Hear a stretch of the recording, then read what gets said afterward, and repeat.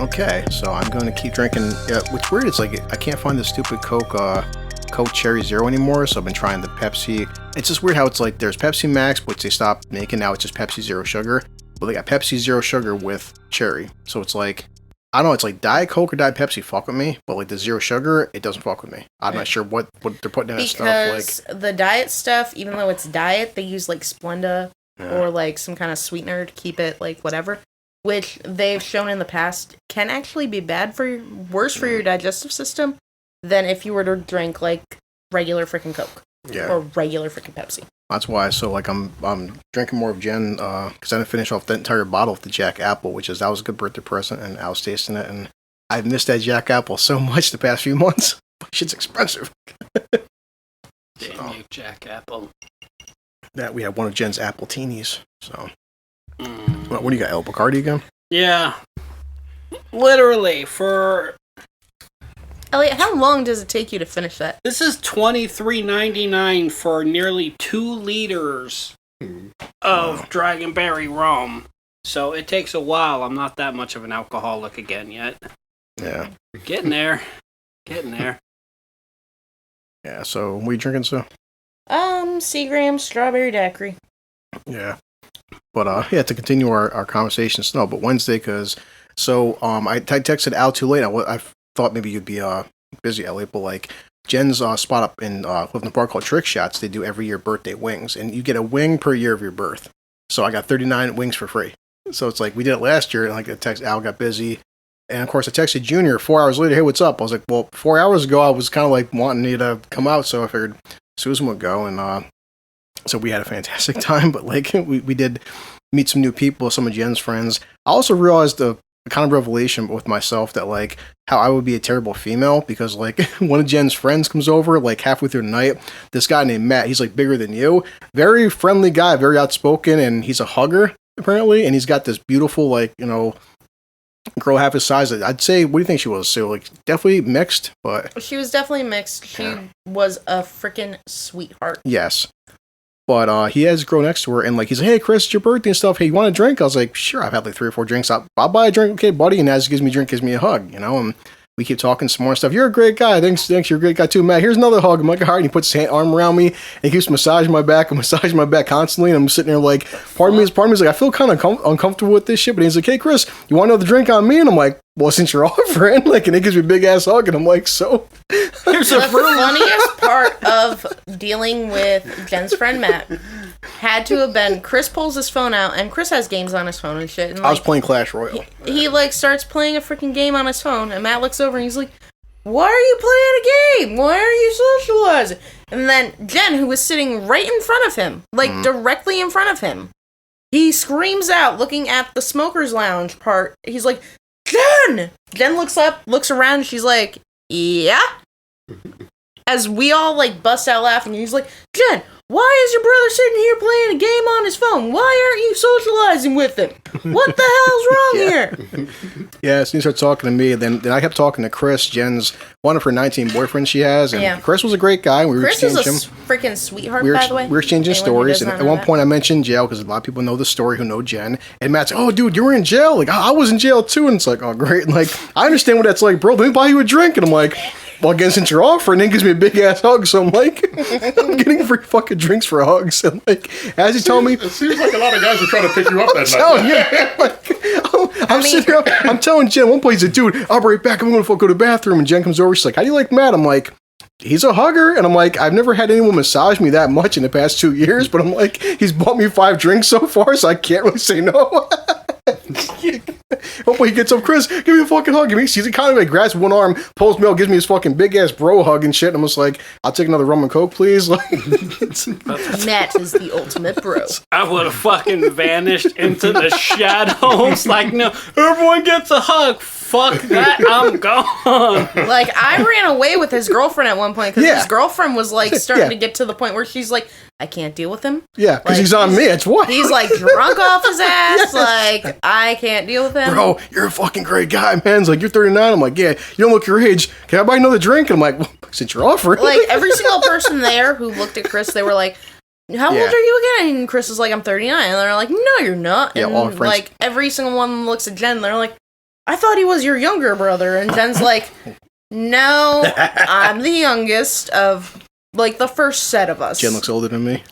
She's like, my younger, older brother there. So you see, Jen, all those years of smoking and cocaine and edibles and partying hard and, like... Cocaine's a hell of a drug.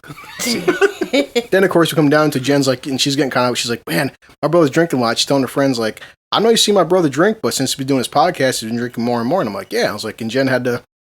I've had to repeat and tell her that, learn the lesson of, like, you think you can drink, and you can't, compared to me, you can't. I just don't drink that often. But, like, now with the podcast, I've been drinking more. It's like, hey, how many drinks have you had now? I'm like, well, your buddy Matt bought me, like, 6 fucking drinks. It's like, I don't know. I had 2 before he offered. Like, he didn't want me to leave, and I'm like, sorry, dude, I gotta be working in the morning. I'm like, you okay to drive? I'm like... Probably. Like, it didn't help that, like, the bar was closing and, like, he's still, like, hugging on Chris. So I'm just like, practically putting his tongue down his throat and everything. Jesus. I started, like, had to ask myself the moral question, like, where's my lines drawn? But I'm like, then again, I'm getting free alcohol. So. Before the roofie colada, that's where the line is drawn. Hey, buddy, one last drink. No. Okay, sir. I don't think his girlfriend would have allowed that at the end because, like, even she was, like, starting to get, like, annoyed with him. Like, at the end, like, she, like, looked at us and she's like, yeah, no. Yeah, and of course, because before we went out there, I may or may have had some other stuff besides alcohol. So, of course, my mind's going some really dark fucking places. Like, I've seen this in movies before where next thing she's like, Chris, you want to come back with us? Wait, what? It's like, he's really into you and, like, I want to watch. Like, all right, I'm out of here. It's like, fuck. Fuck this shit, I'm out. Yeah. But the star of the night was, I just texted Jen about her friend, Kaylee. Yeah, it's like, Kaylee to Jen is like junior to Molly, where it's like, you meet this person, it's like, after 5 minutes of talking, I'm like, is somebody fucking with me? Like, it's like, seriously, like, the shit she's saying now was like, basically, she's like a like, mirror. Is this person real? I mean... Am I being punked? Yeah, I mean, she sat down, she's, hi, Chris. Well, apparently, Jen put her on Facebook FaceTime on Tuesday, which I didn't recognize her, so Jen puts her on her phone, hey, it's my brother Chris, and hey, this is Kaylee, and how you doing? So, and we get up there in the bar, and I sit down, Susan sits down, Kaylee's sitting across from me. I'm like, is this the same friend? She goes, yeah. And next, you know, I was like, you know, she's kind of cute. She's not, you know, bad looking, got a great little body and stuff. And next, you know, perfect freaking personality. she starts talking. And as she's talking, I'm thinking to myself, looking around, is somebody fucking with me? Because the shit coming out of this girl's mouth, no female would talk like this. Where Jen's like, well, I think she's more baked than you are. And I'm like, but I'm not sure. And then she's drinking and like, yeah, she started saying some shit where I'm like, I gotta fucking record you sometime. She goes, Chris, I want to come down to your house and do a podcast. I'm like, you're more than welcome. Whenever you want to come down here, record a fucking podcast. Because, like, for some people to have no, like, there's filter and there's just no filter. Like, anything that came to this girl's brain was just coming out. And, like, I was getting somewhat annoyed where she's like, you know, oh, she weighs like fucking 90. I was texting Al, too. At one point, I was like, Al, this chick is saying some fucked up shit. And I'm pretty baked right now, but I'm like, I'm not sure what to do. Where, remember, Sue, she had her drink and she's like, no, she had to pee, and she, like, kept saying, she's like, you know, I've had to pee for, like, the past 30 minutes, but I keep forgetting to, like, get up and just go, and so on. And, like, she kept getting pissed off that the waitress kept forgetting. She asked for a water, and the waitress would not bring her a water for whatever reason. And then, like, at one point, she's like, I have to pee so bad. Have you ever had to pee so bad that, like, it's pushing your stomach out and, like, making, like, your pants feel like they're tighter than what they really are? She's like, that's how I'm feeling right now. Like, I need to, like, pop, like, the top button on my jeans. Yeah. And all this shit. And I think that's a female problem. Well, she looks mean. She's like, she's like, I so bad I want to just unbutton my pants. And I'm like, please do. Looking right at me. And I'm like, I'm looking Sue. And how high am I right now? You know, it's just like, and at one point, yeah, she had, I know Sue seen it because Sue was sitting down. And looking directly at me while she's doing this, and I'm like, keep in mind though, did you not just be like, yes, let's go somewhere? That's why I'm like, so, well, here's the thing, is somebody fucking with me right now? I would have smacked the shit out of Chris, like right in the back of the head, like, and dude. During the course of this half hour, she's saying so much fucked up shit to me. I'm like, hold on, like, how drunk am I? Because, like, no way a girl who looks that good is being that nice to me. Of course, here's half the problem though, and Jen, like, said to me, don't know if she had said to you or not, like, the girl just got out of her, like, a really bad relationship, and she, like, literally just gave back the guy all of the stuff that he left. But she's not, like, that type of girl where, like, she'll just sleep around and do whatever. She's into, like, committed relationships. She's not a one-night stand type girl. If there's eye contact or shit like that, I'm taking it as a hint that she wants to try something. I never looked at Elliot seductively and started like stirring the drink with my tongue. Actually, you haven't. That was when the fucking wine cut off short. You kept looking at me like, well, I took a shot of his. Goodness. I was like, dude, don't fucking say that. Yeah, at one point, because, like Sue said, the bar was shutting down, so we had to leave. They wanted us to go out longer. Hang on. When did that happen? The first time I got the Dragonberry rum, it was a small Me and Elliot have had a bottle. lot of bro moments. I don't know. I've been the victim of these bro moments. I just want to get a shirt that says no. No means no. No means no. But how you doing, Sue? Yeah, and she said during the course, like, then at one point, she's like, I have to leave to go take care of my dog. She's like, I'd take a massive shit, and I'm just like, I gotta make some room for the food. She's like, are you guys still gonna be here? I'm like, if you're coming back, I'm staying. So, and like, he literally like made that statement where he's like Jen kept saying to him, she's like, you have to work in the morning, right? And he's like, well, if your friend Kaylee comes back, I'm staying. And Jen's like, well, don't plan it around like if Kaylee comes back, because we're going to be leaving possibly. And she did come back. I mean, she did wind up coming back. And I should have recorded everything come out of this fucking girl's mouth. But at the end, we had the bar place shutting down. They want to keep going out, but we had to leave because I had to be at work. And so she gives everybody hugs, and of course, she comes up to me and give me a hug, and I'm just like... Oh, she also found like $2 on the ground. Yeah, and, she like, comes back with Susan. him. She comes back with Susan. She reaches into her pants and she goes, "Chris, I have something for you." And I'm like, "Okay." Again, it's like, is Jen paying you to fuck with me or something? Like, did you get her number at least? No. God, I don't know that tongue in the glass thing. Yeah. I would have been fucking over the moon. Like, can I see your phone for a second? Why? Call me. Yeah. So she goes, "I have $2 for you." And Susan, I was like, she's like, "I found this on the ground. This is for you." And I'm like, okay. And Susan's like, "No, she found $2 on the ground." And I said, I can't feel comfortable taking $2 from a girl who fucking looks like you. And then like, but at the end there, so she wants to give everybody a hug. So she tries coming over to give me a hug, and like, and she gives me this like kind of big hug, but then it's like, well, and she was, Chris, it was kind of like the most like fucking like unenthusiastic hug, and I was like, I couldn't say at this point I can't stand up in front of you. That's why, like, I can't put any effort into this fucking hug because what you've been saying for the past 45 minutes, and on top of I mean, would you really have felt it? Huh? I had some thick jeans on, so I would have done it. I was. Well, look, between the vape pen, the 7 drinks, Matt rubbing my fucking shoulders, now her hugging me, I'm just a disaster right now. Hey, I mean, maybe it was Matt. Maybe Matt, like, turned you on. I don't know. I would have done it, and it's like, wait, what the hell was that? Well, your tongue was doing some crazy shit while you looked me in the eye. Can you blame me? And you wonder why I say that you, like, abduct women and throw them in the back of I kept laughing constantly, and Jen's like, she's like, when you make comments like that. Yeah. What? And she kept making comments towards Susan. She's like, I keep making your cousin laugh his ass off. And I'm like, I can't. And I said to her and Jen, I'm like, I'm not sure if you're just naturally this funny or I'm just really fucked up or the fact you're so good looking, I'm laughing at your stupid ass jokes. I can't tell at this moment. I don't give a shit. But like, and I woke up Thursday morning, ready for work, and I'm like, I'm so fucking depressed right now. I should have got that number. But yeah, Kaylee was pretty cool. Matt was like in love with Chris. His girlfriend Quaylee, she was pretty freaking awesome. Jen's like, come out with me more, and I'm like, I'm not sure if I want to come out with you and your fucking friends. Like, Matt's gonna get to know Chris personally at that point. Well, technically tomorrow they're throwing a birthday party for Matt, and he invited us to go. How fun! Of course he invited me. He's like, Chris, you want to come to my birthday? How fun! He was like pointing around the table. He's like, I want you to go. I want you to go. Especially you, Chris. And What's like, wait, hold on. He's like, Jen, make sure they come. Give them the address. And Jen's like, I don't even know what your address is. Yeah. Have fun with that, Chris. If you come back with a terrified look on your face, the things I've I seen. mean, his poor freaking girlfriend's sitting there, and she's like, he's inviting the entire bar back to our apartment for his birthday party. This will be great. Yeah, I've hit that point where like I when it comes to free alcohol, I'm starting to question like what I will and won't do. Yeah. Let a man rub my back for long periods of time. He was a free Jack and Coke? Sure. You can touch as much as you want. He was a very nice person. God damn. Yeah, so, but I told Jen, I texted her earlier because she's like now hungover, and I told her, I'm talking about it in this podcast. I've done mushrooms. I'm like, of course you did.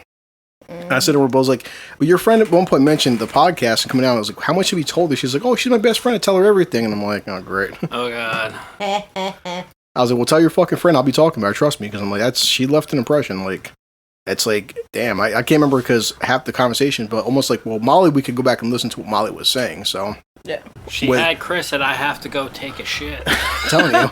Well, especially when she tells me, she's like, it looks right. I really want to button my pants right now. And I'm just like, anyway.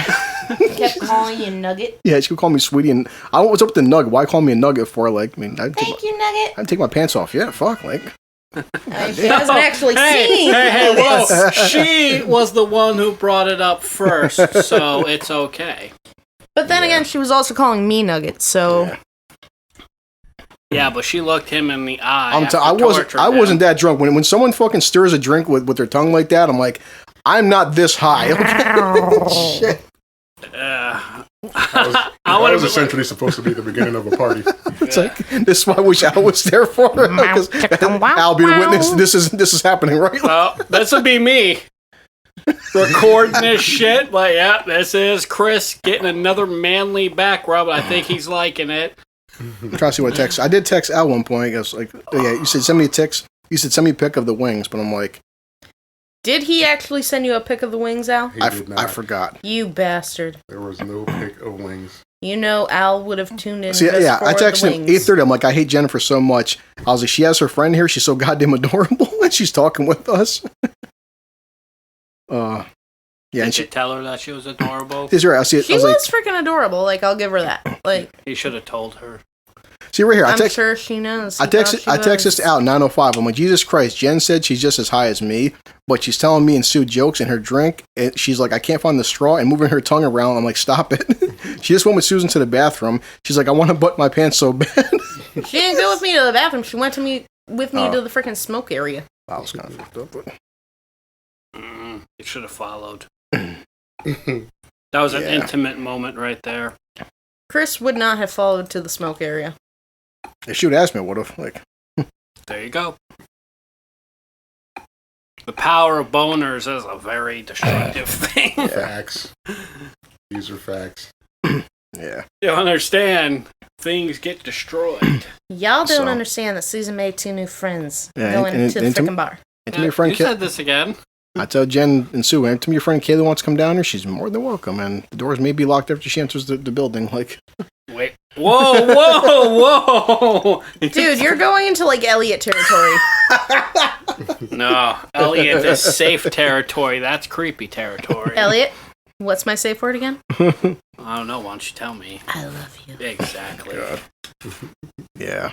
So apparently this was a movie, or some kind of documentary. But this guy, I only heard it because of Rouse podcast. But he mentioned this guy named Ken Rex McElroy, and the town kept a secret for 38 years. But this guy was basically a big piece of shit, and he was murdered in 1981, and he was a 47-year-old man. And what happened? Basically, the town, they got together and they surrounded him. He was leaving the bar and starting some shit with one of the fucking patrons, and basically the entire fucking town surrounded him while he was in his truck, and he just lit his ass up. So, but it's a big fucking long article. Let's see. He's just such a long criminal history and shit. It says always do. Most of the town's 435 residents, and he was shot dead under the glare of the morning sun on July 10, 1981. And apparently his wife, too. His wife was in the truck with him. She was in the passenger seat. What had happened is, like, I guess he was something with, I'm trying to find out, that he was raping his wife at the age of, like, 15. And when her parents went to press charges or something, that he was bullying their fucking parents and threatening her fucking parents. So she was, I guess she set up with the town to fucking murder me shit. Fuck. Yeah. Okay. That was crazy when the whole town wants you dead. So in this, the breaking point of this big long article from Patch.com, but it says the summer of 1981, a jury handed him his first ever felony conviction for the lesser charge of second-degree assault. Not only that, they recommended he spend no more than 2 years in prison. So, of course, he escaped jail on an appeal bond and could remain free until he exhausted his appeals. Free to taunt his victims, which would have become painfully clear he would never go to jail. Wow. So, McElroy showed up at the D&G Tavern, the pool hall the next day toting a rifle with a bayonet, a violation of his bond, and threatening to finish off the bone camps. No one doubted he would do that. So, the witnesses saw him with the gun and gave information the county prosecutor needed to request a bond revocation hearing. Jesus. But that was the last straw. That was a failure of the criminal justice system. So this whole article is just how many times he escaped the system for this child trafficking, all this other shit. And I'm trying to see where he got it. See. Basically saying how much of a piece of shit he was before everyone revolted and was like, fuck you, dude. There goes. He just left town. We'll take the law into our own hands. It says likely passing his Chevrolet Silverado. Okay. When word spread that he was in town, a couple of the men walked from the Legion Hall to the D&G. Get out of town, they said. They told the story to reporters. A group of men followed them as he left the D&G. McElroy started his pickup truck, and the sounds of shots pierced the silence. A couple men hustled Trina to a nearby bank away from the gunfire, his wife. So when the shooting ended, he was slumped over the steering wheel. No one called for an ambulance. Everyone just went home. Sounds about right. When the state troopers arrived back in town, That's what I would do. The streets were empty and quiet, save the rumbling, smoking engine of his truck. His foot fell to the accelerator when he was shot, causing the engine to run at full bore. No one even bothered to turn it off. Damn. So, 2 grand juries, no indictments. Yep.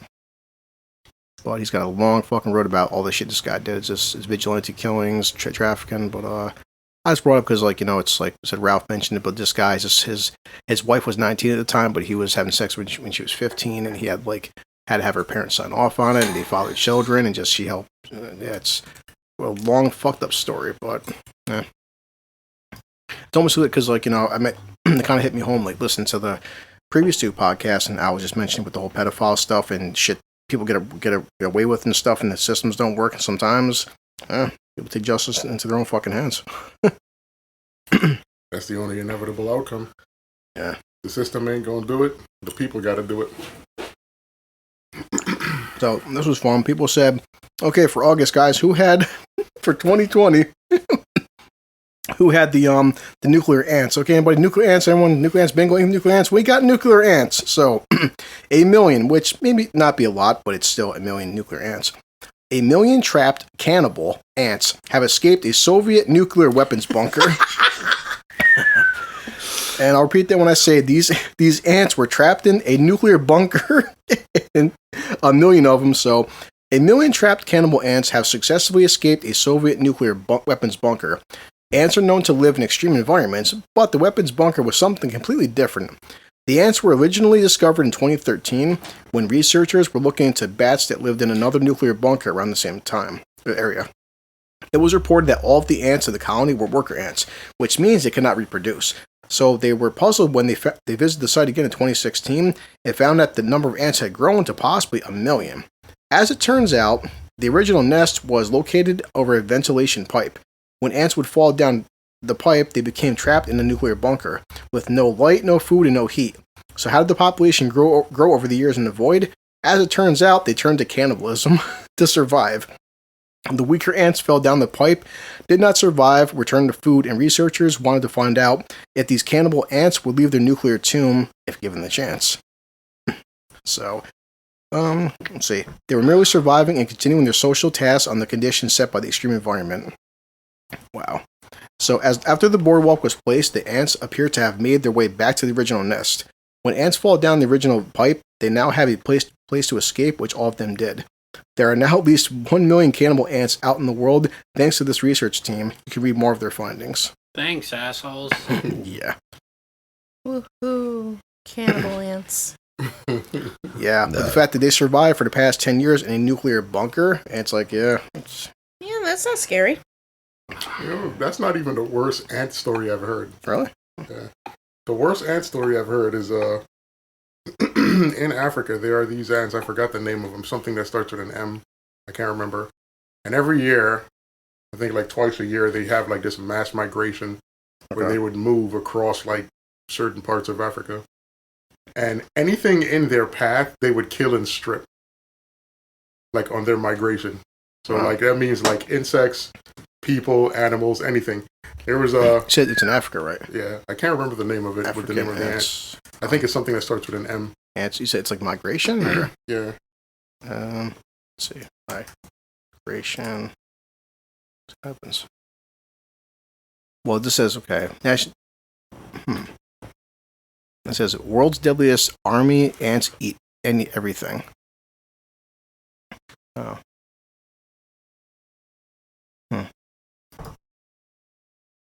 Okay, so this is from viralnova.com.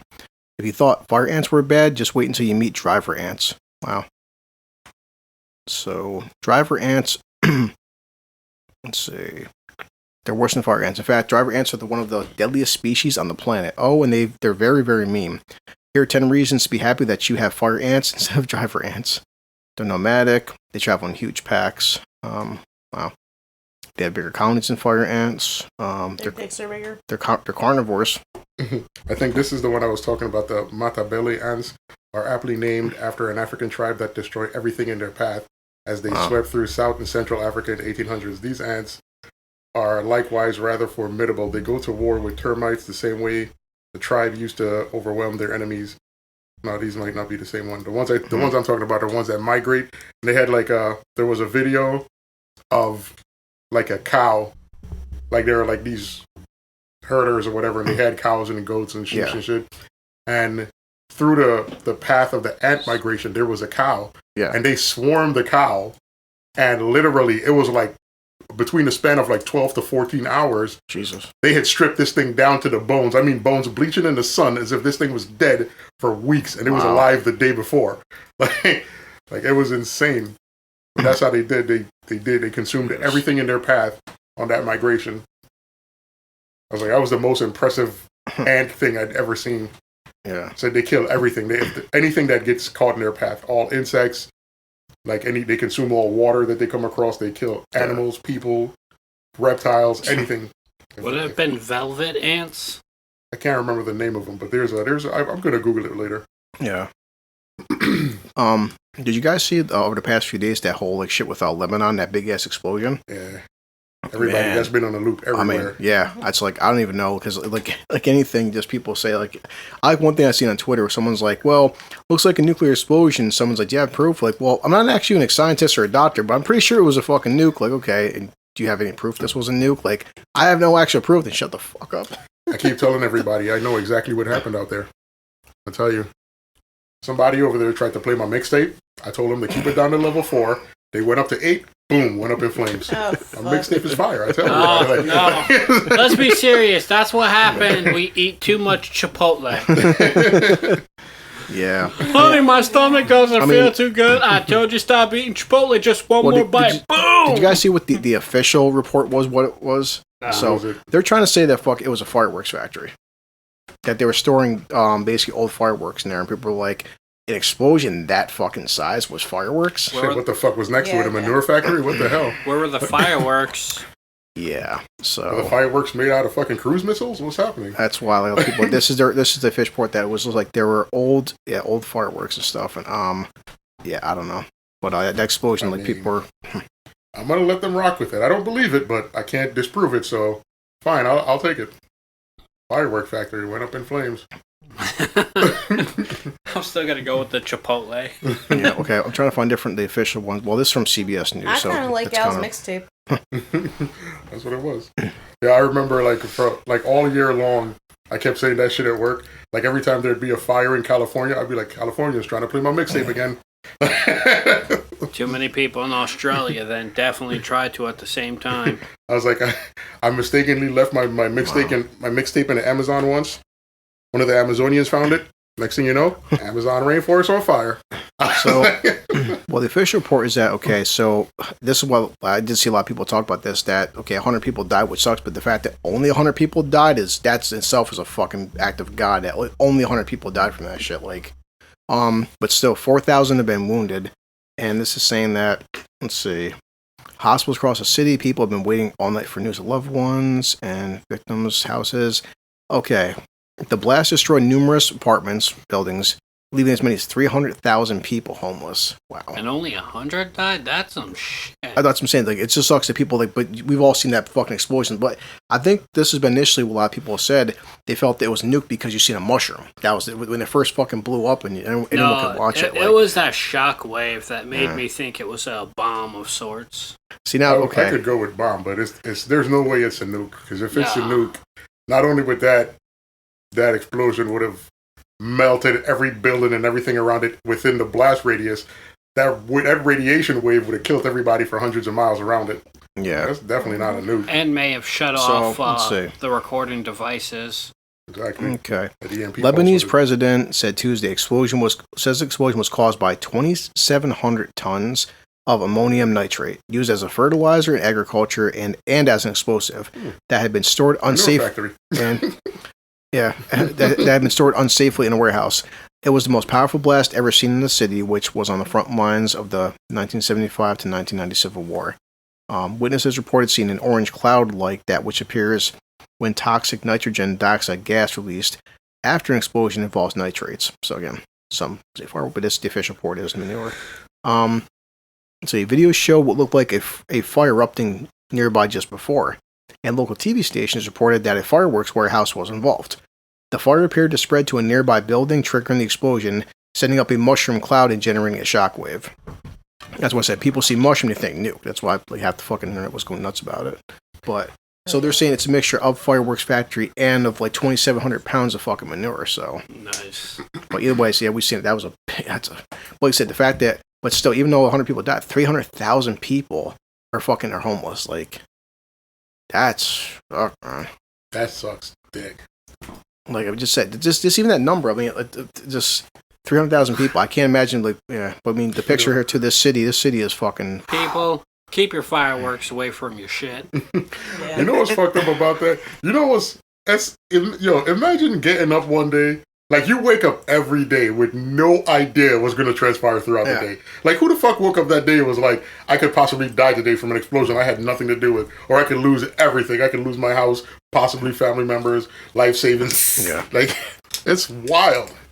Thanks, fireworks. You guys got up that day and just was having a regular day, and then all of a sudden, Bang. some shit that somebody did fucking however many fucking months, years, weeks ago cost them everything.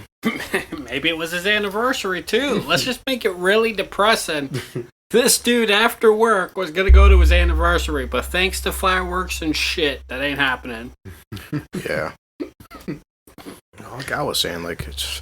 Damn, friggin' fireworks and fuck more, but just like I mean, what's the population of Albany? I can't. I thought it was like somewhere around 100,000. That's possible. I have no idea. That's what I'm saying. But anything I say would be a guess. I'm just gonna type it in right now. Albany, New York, 2020 population.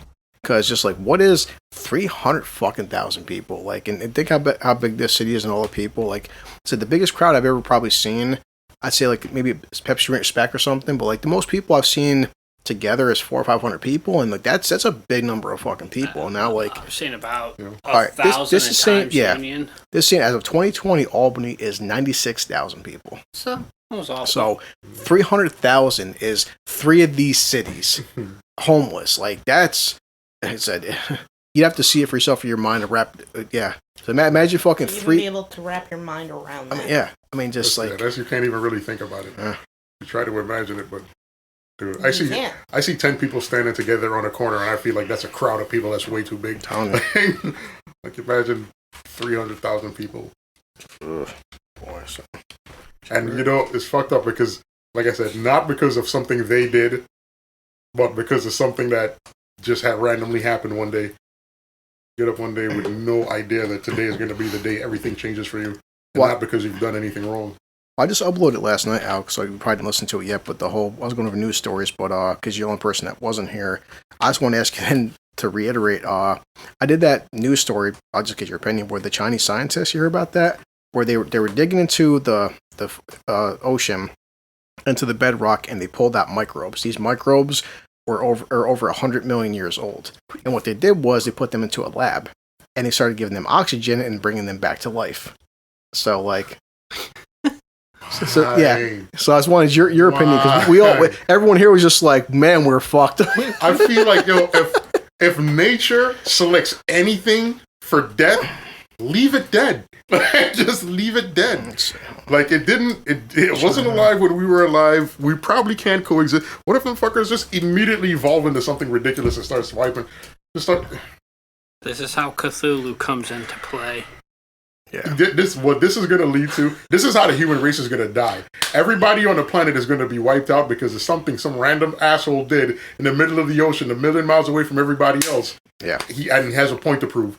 Well, I found this thing buried, and I want to know what it did. Oh, I mean, like because Leviathan? it was on last podcast, but just to reiterate, because I was pretty fucking drunk, so I can talk about it more clearly. But the actual science log is microbes buried beneath the sea floor for more than 100 million years are still alive. A new study reveals when brought back to the lab and fed, they started to multiply. Wait, that's great. The microbes are oxygen-loving species that somehow exist on what little of the gas diffuses from the ocean surface deep into the seabed. So, the discovery raises the quote-unquote insane possibility, as one of the scientists put it, that the microbes have been sitting in the sediment dormant, or at least slowly growing without dividing for eons. And how they determine these are 100 million years old, I have no fucking clue, but the fact that anything... But the fact that these things could have lived for, like I said, what was this planet like 100 million years ago? Fucked. It was a toxic environment that we couldn't possibly survive in. Yeah. So, what's more, by showing that life can survive in places biologists once thought inhabitable, the research speaks to the possibility of life elsewhere in the solar system or elsewhere in the universe. If the surface of a particular planet does not look promising for life, it may be holding out in the subsurface. So, researchers have known that life exists under the floorboards of the ocean for more than 15 years, but they didn't have technology. So, let's keep it that way. Let's keep it under the floorboards. Yeah, because Ali, and I've said this before, I couldn't elaborate on it as much, but said our current DNA, our current species, what we've gone through, this is like the whole cliche of like War in the Worlds. War of the Worlds, what killed the aliens was fucking bacteria. Yeah, because I said like Morgan Freeman did the new one, but even the original one, it was a point that the humans, we've had hundreds of millions of years of evolution to evolve, yeah. So it's like anything develop immunities, and the aliens had none. Yeah, so it's like if you brought back some kind of like super bug from 100 million years ago, whatever that thing is or could be containing it, it's that our current species wouldn't be able to handle that kind of environment possibly. That shit existed before we did. Yeah.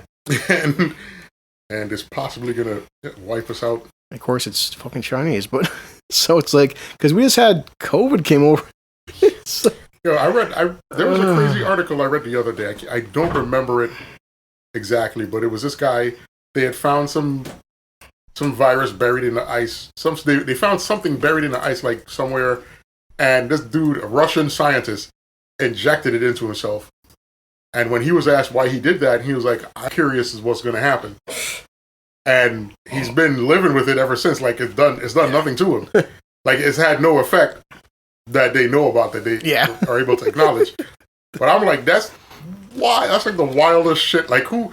Like, Except for his wife, her stomach exploded when she gave birth to their child. That turned out to be some kind of woolly mammoth man.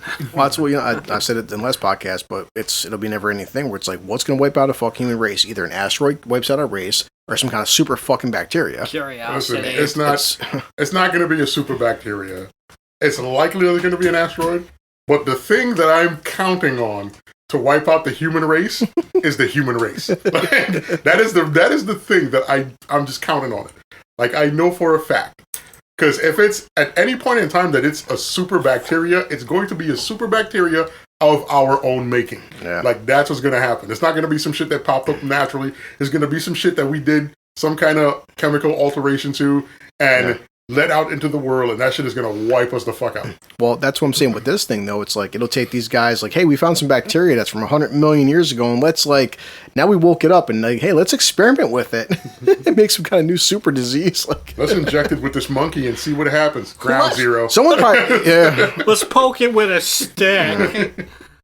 Curiosity will kill us. Someone's going to get really curious about something real stupid. Some scientists like, you know what? I want to become one of the X-Men. Yeah. I'm going to inject this into my arm. Like, yep. Fucking A. And then watch them become Doctor Doom. Oh, God. Probably. So, I can tell you this out, but, because it's a comical story, but it's true, but it's so comical. But this man lost his penis from sepsis.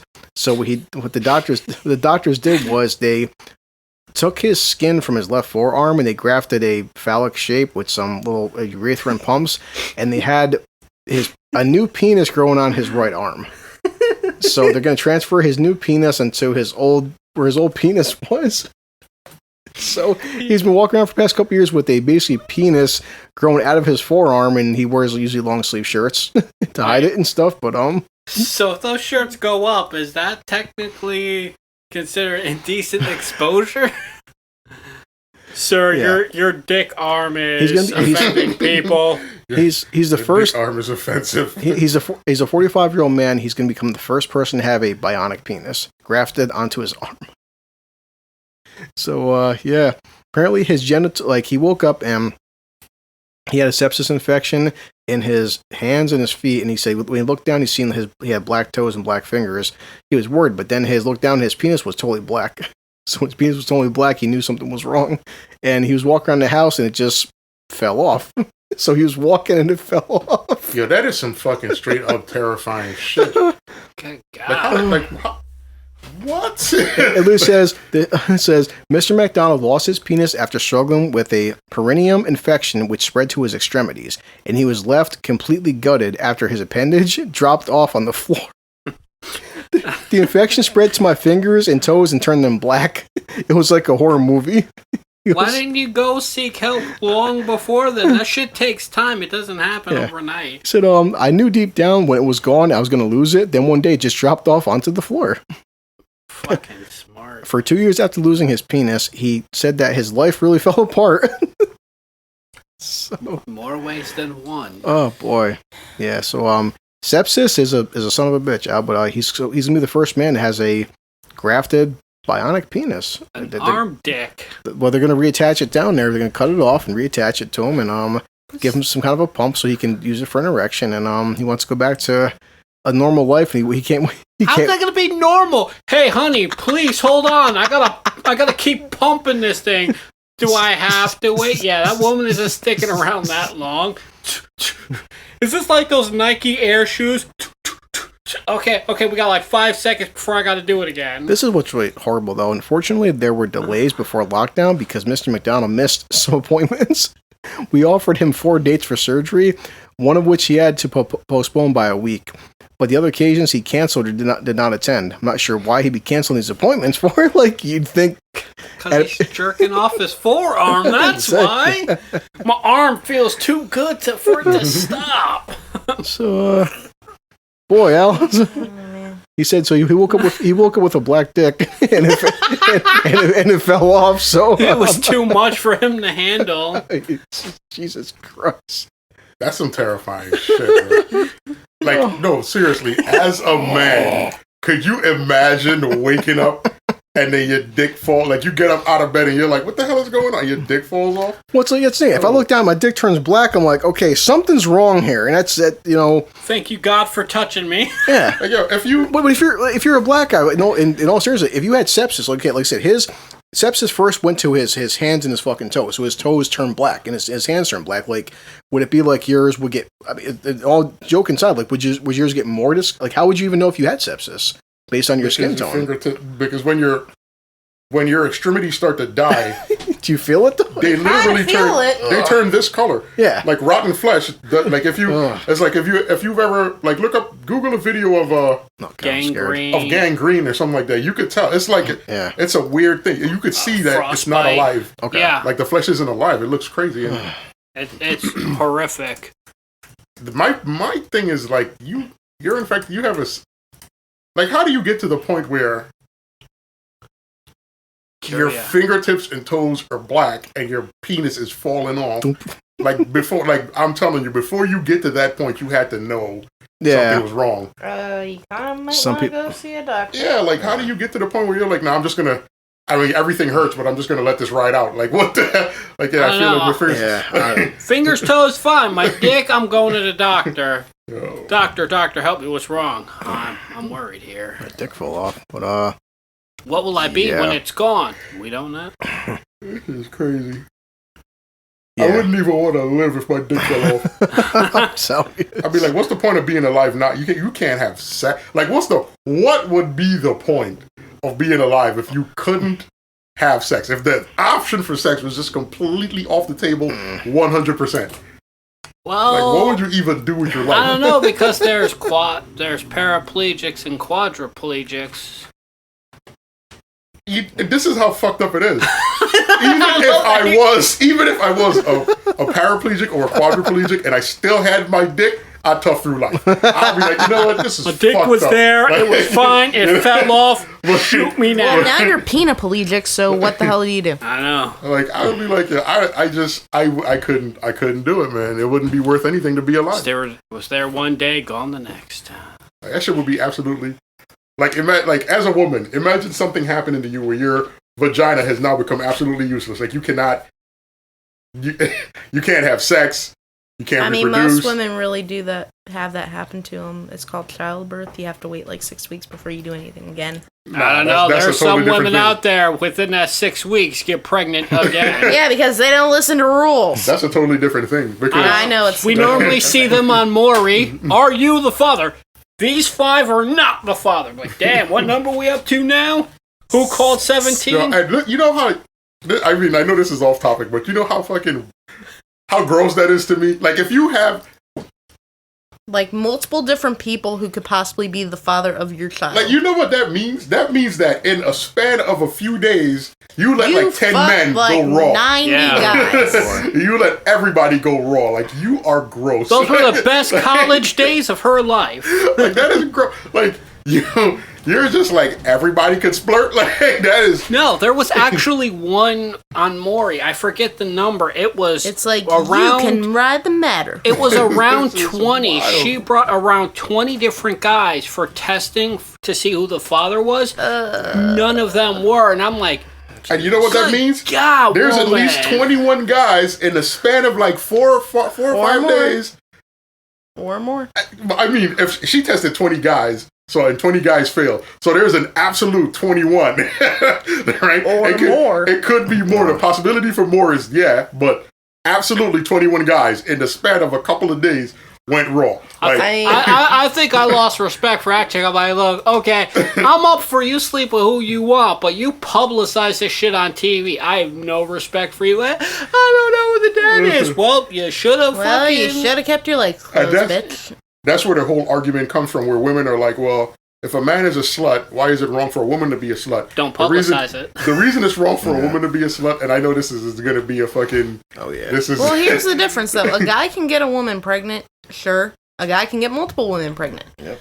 But if a woman gets pregnant and then you don't know who the father that's the of whole your issue. child is... That is the whole issue. Because a woman, if you're sleeping with 10 guys, Jesus. it doesn't matter who the father is in terms of you're pregnant, so when that baby's born, it is your baby, absolutely. Yeah. Nobody has to question who the mother is. But when you're telling the one guy he's the father, but you're sleeping with 10 other guys, that's an issue. A guy can't do that.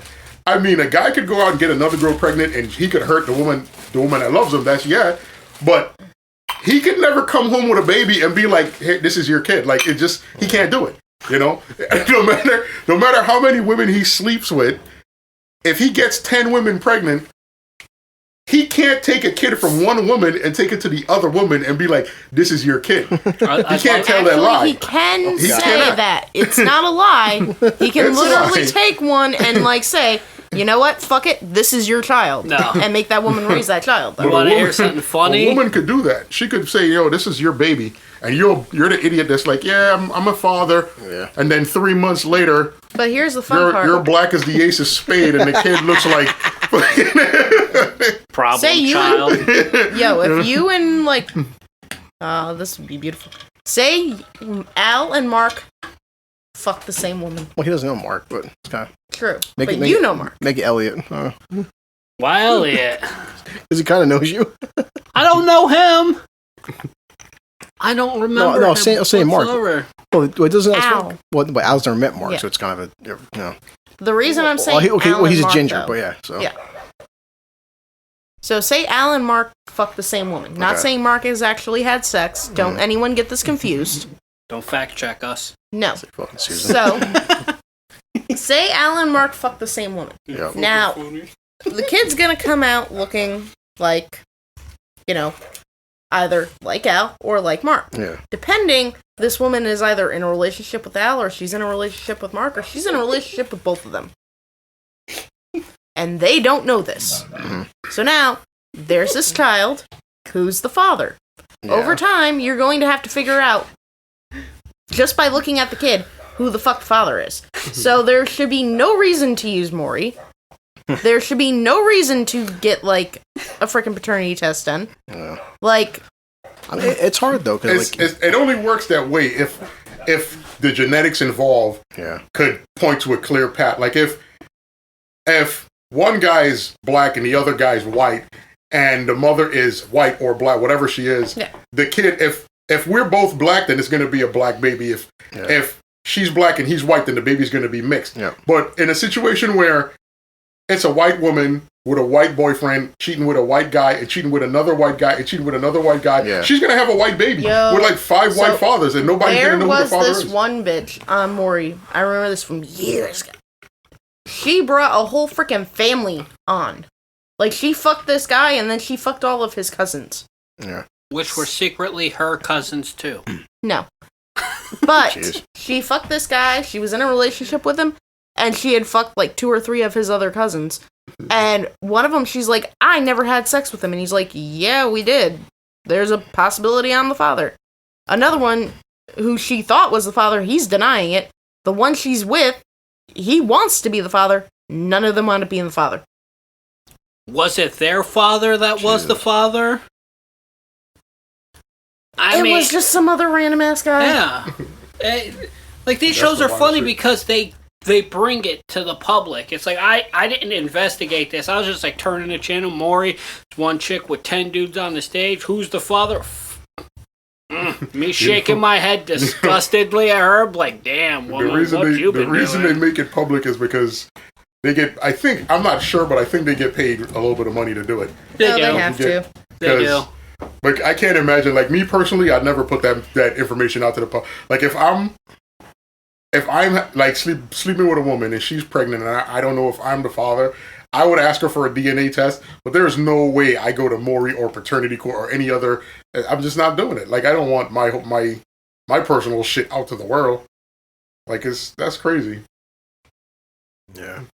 Well, that's the funny part too with talk about genetics. Like, you know, besides Elliot, we watch Game of Thrones, and part of, like, you know, season 1 was, remember, like, Ned Stark had to find it, but Rob, it wasn't Robert's son because of the whole black hair. Yeah. But even nowadays, that's still, that can be, because, like, I mean, I looked at my grandfather. I'm not sure about my great grandfather, but my grandfather, yes, blue eyes is a genetic trait for all the males in our family. Mm-hmm. But the thing is, Dad had pure jet black hair. My grandfather had pure jet black hair. I've never had jet black hair.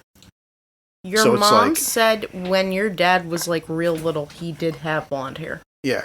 Which over time it changed. When I'm just saying, you were first born, you had blonde hair, but you had, like, dark roots. Yeah. So everyone thought she was dyeing your hair blonde. Yeah. But I'm just saying, the point is, like, and the same thing with Christian. Christian's hair's, like, blonde. Yeah. I'm just saying, but it's like, darkened. But have you seen? Well, yeah, but I mean, mine's darkened from being pure blonde. But the same, but, like, being at my father and grandfather, it seems like pure jet black hair was part of the genetic trait. And, like, say, for instance, you know, we know I'm Dad's kid, but, like, if you want to go by DNA and stuff, if back in the olden times, like, here's your son, but your son has blonde hair, you've got jet black hair. That could even be, like, even though Dad did have lighter hair as a child, so it's like certain genetic traits, and we've seen that. A boy will be born, he'll look like his father's clone. Other boys are born and they look a lot like their fucking mother. So it's like, that would be, like, I would say, if you had a woman who had slept with 5 different guys, what if this kid looks like 95% like her? It's like, you can't even fucking tell but by looking at the kid, like, what if the kid... And this is the thing, though. This is the thing that makes it even harder, is that when a kid is very young, it's rare that the features are so discernible that you could be like, I am certain that this is this person's kid. Yeah. It's usually when they get a little bit older where the features set in and you can see definitively, okay, this person looks like this person. So in terms of, for the first, like, 8, 9, 10 months of this kid's life, she could tell anybody they're the father. Mm-hmm. Like, you know, and they just go along with it. That's my point in genetics, because how many times it's like, like little boys will say, hey, like you have your mother's eyes, you have your mother's nose, you have your mother's ears. Like, not all little boys get their father's eyes, their father's nose, their father's, they could do. Yeah, so a lot like, of boys don't end up with like the features of their father. They end up with features of their mother. So it's like, and so if you have a son, and say for instance your son, like if you're blue eyes and your girlfriend is brown, what if your kid's born and like, oh, this kid has brown eyes, I got blue eyes, so you cheating on me? And she could have been, but like that's why I do admit DNA tests is that at least gives us more credit, because even 100 years ago, there's so much more to DNA than just this kid looks like this parent, this kid looks like this parent. Because, okay, for example, my eyes change colors. Like, I can have blue eyes one day, hazel eyes another day, green eyes another day. My dad has brown eyes, like legit brown eyes. My mom had green eyes, like legit green eyes. Yeah. My grandmother was blue-eyed. My grandfather, his eyes changed colors. The same way mine do. Yeah.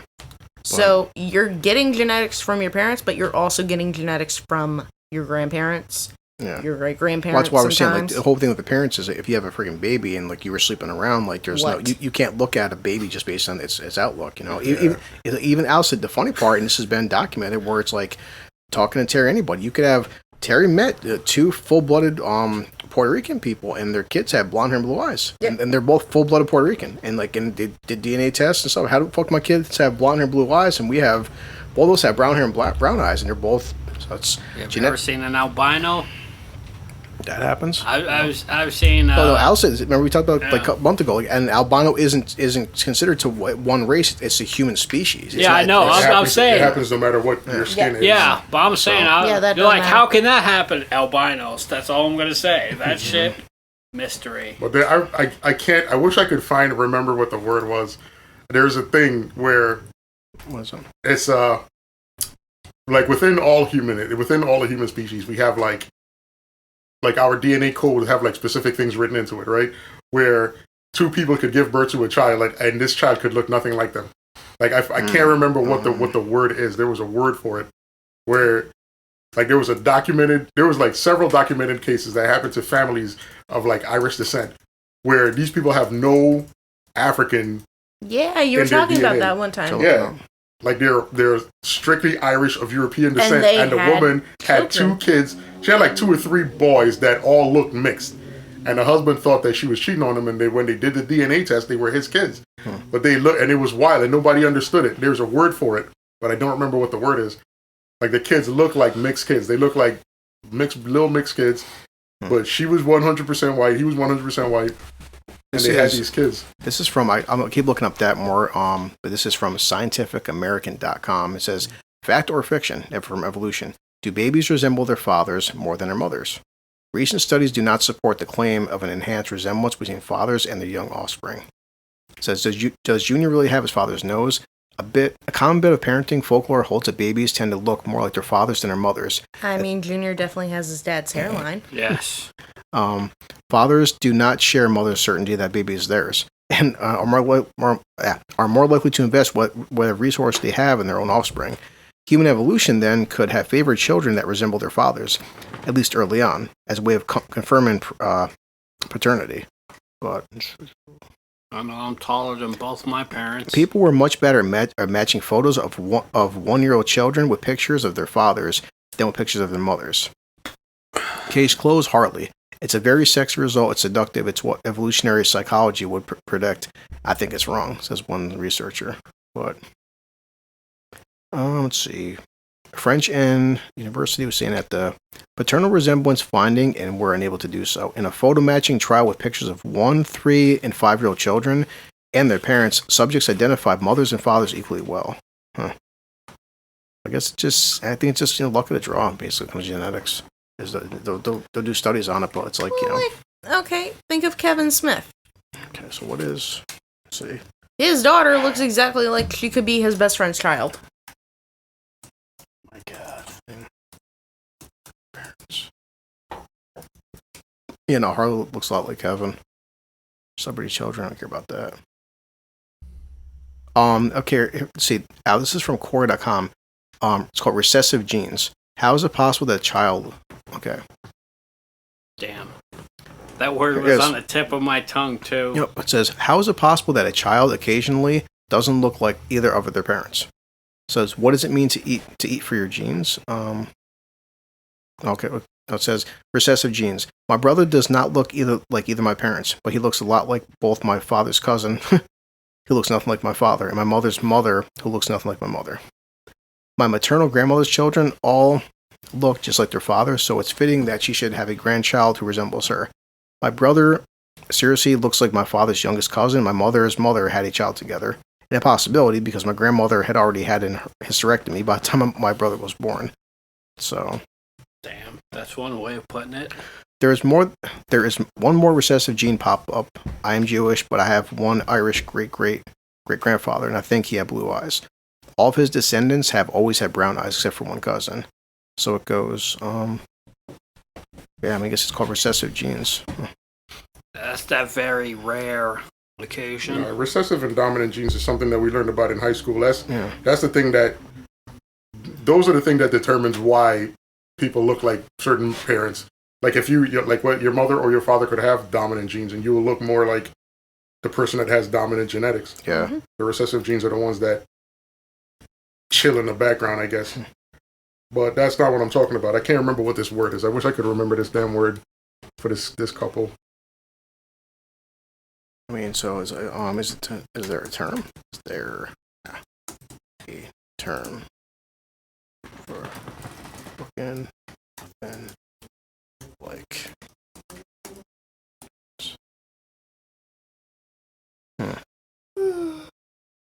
Also, for it's last. Yeah, it's gonna probably take some research. So, anyway, so while you're looking up, I'll go over this because Joe talked about this a while back, and I wrote it down. Just haven't got a chance to get to it, but because Joe Rogan was mentioning this a while back, that so up in Antarctica, this is from actually April 2nd, 2020. They found remains of a 90 million year old rainforest discovered under the Antarctic ice. Wow. So fossil traces of an ancient rainforest were just unearthed in West Antarctica. So it's saying about 90 million years ago, West Antarctica was home to a thriving temperate rainforest, according to fossil roots, pollen, and spores recently discovered there. The world was a different place back then. During the middle of the Cretaceous period, 145 million to 65 million years ago, dinosaurs roamed and Earth was different. So the scorching climate allowed for a rainforest similar to those in New Zealand today to take root in Antarctica. So it's crazy. They found the remains under the ice in a sediment core that a team of international researchers collected from a seabed near Pine Island Glacier in West Antarctica in 2017. As soon as they saw the core, they knew they had something unusual. The layer that had formed about 90 million years ago was a different color. It's clearly different from the layers above it. So, geez. And scientists from Germany and Antarctica. So, but back at the lab, the team put the core into a CT, computed tomography scanner. The resulting digital image showed a dense network of roots throughout the entire soil layer. The dirt also revealed ancient pollen, spores, and remains of flower plants from the Cretaceous period. So that's crazy. It just shows how our planet just constantly, at one point Antarctica was a dense tropical rainforest. Yep. I'm not finding much on that topic. People keep saying it's arbitrary or we're calling them black or white, and it means nothing, so I couldn't find anything about the child. This is why I hate fucking Google. You can't find anything. You have to already know. Fuck Google, man. Oh. So I found two very interesting things over the past couple days. Sure. So, for those of you who do not know, I'm a huge wrestling fan. Chris, of course, knows this. Mm-hmm. So, yesterday I began watching, the show Total Divas, which is about all the females in the company. Rowdy show. Yeah. But there was something actually pretty interesting on it. So, when Brie Bella and Daniel Bryan had their daughter, she signed herself up because, when a new mother, gives birth and they're, breastfeeding their children and stuff, sometimes, they'll pump and they'll have, excessive amounts of milk. And they're well, what do I do with it? Do I, throw it away? Is there a way to, do whatever? there are actually, like, some hospitals that will take in, like, someone's breast milk to help with, like, babies in, like, the NICU that are, like, fighting for their lives. Yeah. So, like, it's actually pretty cool. Like, they allot the women to, like, donate up to, as little as, like, 100 ounces of milk to help, like, these kids, like, survive. And of course, being the pervert that I am. Of course, being the pervert that you are. Because I've heard about different thing as me. Yeah, well, I've heard about. I had to look up the term. What is it for breast milk fetishes? Because some guys get on. Yep. Well, like, that was the thing, and, like, that was something, but, like, that was also something, like, her husband had been saying, where he's like, you know, if you're going to be donating this, like, keep in mind, like, our daughter, like, comes first, and, like, you know, he might as well. But, like, no, I thought that was pretty cool. Like, you know, there are children out there that are fighting for their lives. Their mothers can't breastfeed them because they haven't started to. You guys are, like, sick, perverted ass hats. Yes, I am. No, it has nothing to do with breast milk. It's just, you don't want to know. I probably don't. Boobies. I found the term, Susan. It's called lactophilia. Breast milk fetishism is a sexual paraphilia where individuals, typically male, of course, to derive Fucking weebs. derive sexual pleasure from watching women lactate, sucking on women's milk-filled breasts, and or having sex with lactating women. So, it's also from Psychology Today. Wait, what? What are we talking about? Let's go back, roll that back. Yeah. Lactating women doing what now? Yeah, there's a lot of guys who have a fetish when they suck on women that are breastfeeding. It's called lactophilia. So it's a breast milk fetish where guys get off by sucking on breasts when women are lactating. And it's also known as erotic lactation. All right. That doesn't weird me out as much as I thought it would. Let's see. I love how the thing I was talking about was so innocent and so sweet. Like, something that's actually, like, a good thing. And Chris, Okay, like, what did you turns it say? into something so disgusting and horrific. Yes. What did you say? Welcome to 2020. No, it's not even worth it to, like, repeat it now. One of the divas from why wrestling is donating her excess breast milk to children in NICUs that could use it. Thank you, Elliot. You're welcome. Because, you know, when a child can be born, like, prematurely, like, their mother, she won't lactate, they can't bottle feed them, anything along those lines. So to help, like, keep these kids, like, alive and keep them healthy and, like, get, like, their weight up so that their parents can actually, like, bring them home. Like, women can actually donate their breast milk to, like, help, like, continue keeping these children alive. Okay. And then how did we get to... Because Chris is a sick, perverted asshole. Because I heard about this stuff. I actually found this article on check this article out. It's called psychologytoday.com. Erotic lactation. I want to jump face first into this topic. Erotic lactation. Sounds like something I'm going to be interested in. Like So erotic I'm gonna start Googling. asphyxiation. Well, considering the second thing I learned over the past 2 days actually has to do with a, like, you know, one of the very first, like, pinup models, like, a woman who, like, posed for Playboy, who Older than was... dirt right now. Actually, she died back in 2008. Jeez. Okay. But maybe you guys have heard of her before. Her name's Betty Page.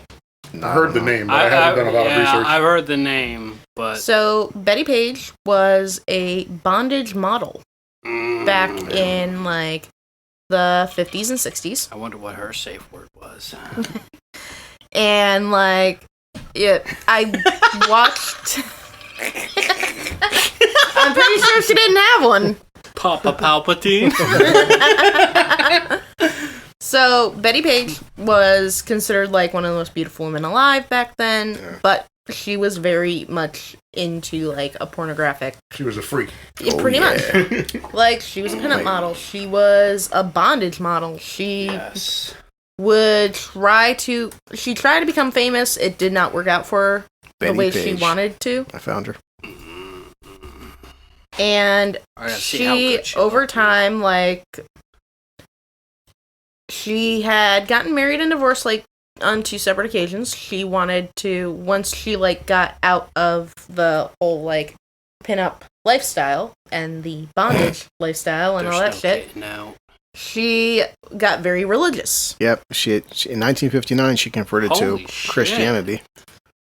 Yeah. She got very religious, like scary religious. Like eating Kellogg's to stop children from masturbating religious. Like, damn, she looks good.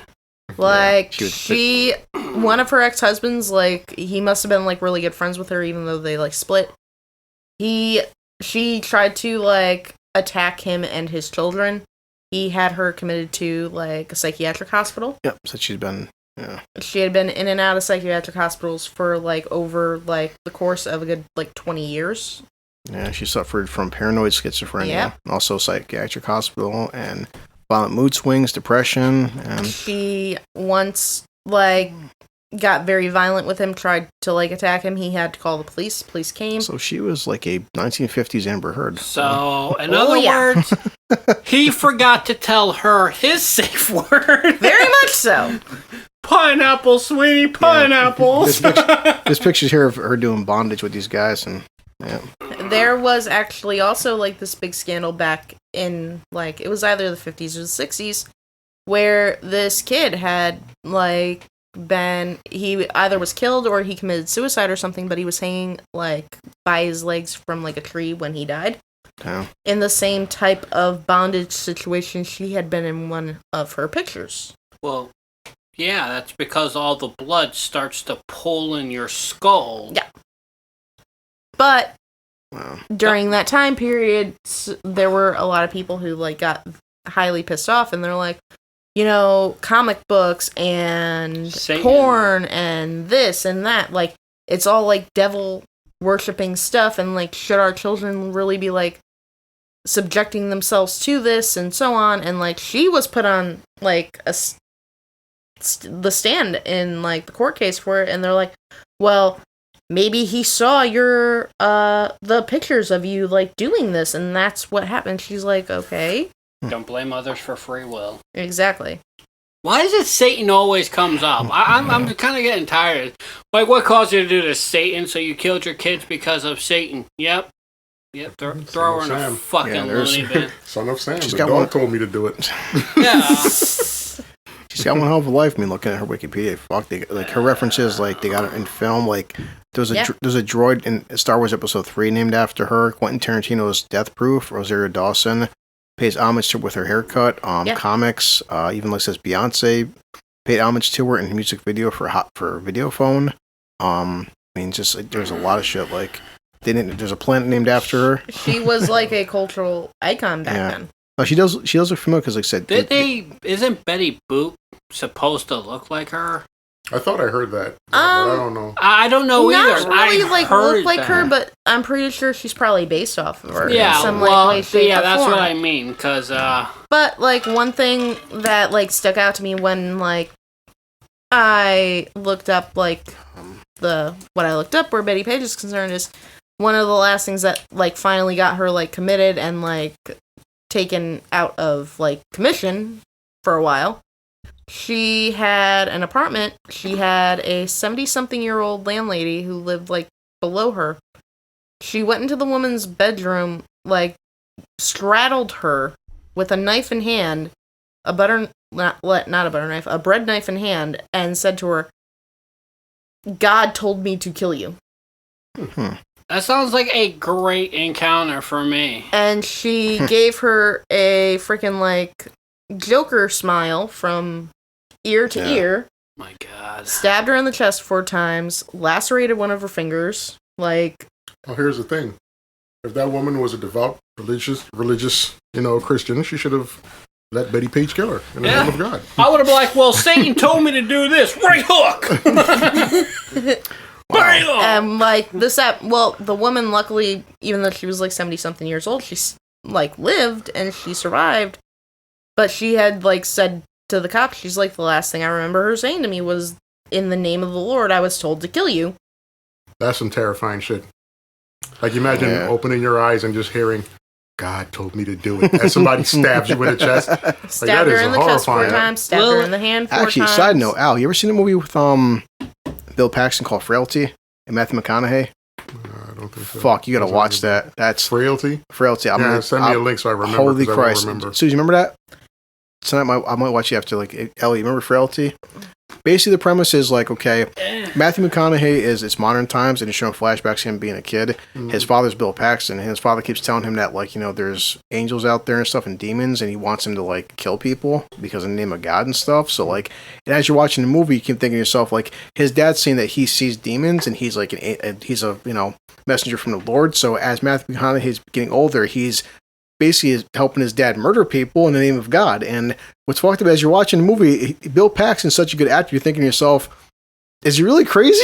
At some point you start thinking, maybe he's actually fucking right, but like, maybe he it's really is so we gotta watch that. It's like, because the ending and the whole build up, it's like, when you see everything that happens, it's one of the movies where when you get a YouTube channel going, I would review that, because it's a really great fucking movie, and it just didn't, kind of fell through the cracks with time.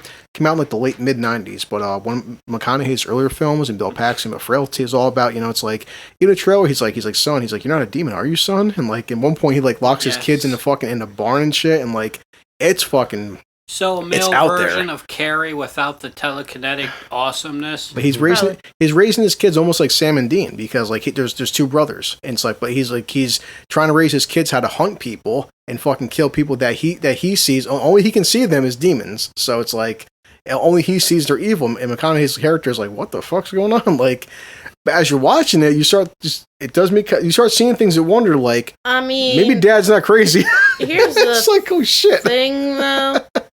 Sam and Dean could see the fucking monsters. It's when we watch it tonight. I'll stay up and watch it with you. It's good, but I really don't want to watch it tonight. It's good. Why? We can watch it tomorrow. What are you doing tonight? She's busy with Al. Baby making. Anyway, she's getting babies put in her. Your name is not Longhorn. I know. I mean, it could be for one night. You just have to say it, and he's just like, yeah. This a couple years back, there's actually a big scandal behind Betty Boop, which I did not know this. So apparently she was actually modeled after a young black woman, and they changed it up to being a young white woman, and they stole her likenesses, and it's a big article in a lawsuit came about this shit. So yeah, this is good. Damn, I want to meet the chick who had a head that big. Seriously. Yeah, the first one was called. I'm looking at a picture of her. Her name is Esther Jones. She was known on stage as Baby Esther. She earned this nickname from her baby voice style of singing. She was very much in demand and regularly performed in Harlem's famous Cotton Club. And they show actually the first picture of Betty Boop. Betty Boop had fucking dark skin. She was not like that originally. So, one of Baby Esther's catchphrases was "Boop Oop a Doop," which would later be adopted by the cartoon character Betty Boop. Even though Baby Esther definitely inspired the creation of the character, no one publicly acknowledged it. And actress Helen Kane then decided to take advantage of this, letting everyone know that she and not Baby Esther was the inspiration. And if you actually look at, like, you guys look it up, I'm looking at this woman named Esther Jones. Betty Boop looks like, it's obviously a cartoon, but like her features are not of a fucking this woman, Helen here. So yeah, that's fucked up. How did this happen? Boop's creator Max Fleischer initially drew Betty Boop as a character of Helen Kane, not knowing that Kane herself had based her entire routine off of things she stole from Baby Esther. Wow. So her first appearance was in 1930, in the Dizzy Dish cartoons not as a woman but as a talking French poodle. It wasn't until 1932 that her long floppy ears were transformed into hoop earrings. Jesus. So, when Helen Kane saw Betty Boop, she immediately took action. She filed a $250,000 infringement lawsuit against Max Fleischer and taking her likenesses and using it without her express permission or paid consent. And Jesus Christ, $250,000 back in the 30s? Shit. I can't imagine. I mean, wow. So, when the trial finally made its way to the courts, the identity of Betty Boop's true inspiration was finally revealed. It came to light that Helen Kane had seen Baby Esther perform "I Want to Be Loved by You," where she used her infamous boop scatting technique, something Kane started copying just a week later. That's fucked up. Sadly, by the time the trial actually started, Baby Esther had passed away. However, Helen Kane's career was in the decline in a serious way. Wow. And having her name in the headlines, even in a legal matter, could only help her career. Oh, fucking cunt. And then it was used in House of 1,000 Corpses, and it was amazing. Okay. The trial actually went on for 2 whole years, and it didn't seem to be going anywhere. That was until the creator, Max Fleischer, was able to find footage of Baby Esther singing in the original Boop style. Her legacy was restored, and Helen Kane's suit was effectively over. So, the judge in the case denied the woman Helen Kane's suit, saying the plaintiff has failed to sustain either cause of action by proof of sufficient probative force. So, didn't know all this shit. So, I can't go back those days. Just another, people fucking... People being assholes. Well, shit people do. They do fucking... We've all said it, that money is the root of all evil. So, I would say the greed inside of people, because it doesn't always have to be money. It could be power over people, or taking of someone's will that drives somebody. This article was written a couple years back from Psychology Today about the a couple weeks ago. The UK's top-selling newspaper, The Sun, featured a story of "I breastfeed my boyfriend" about Jennifer Mulford. Really, Chris? Like you're going back to your fucking like.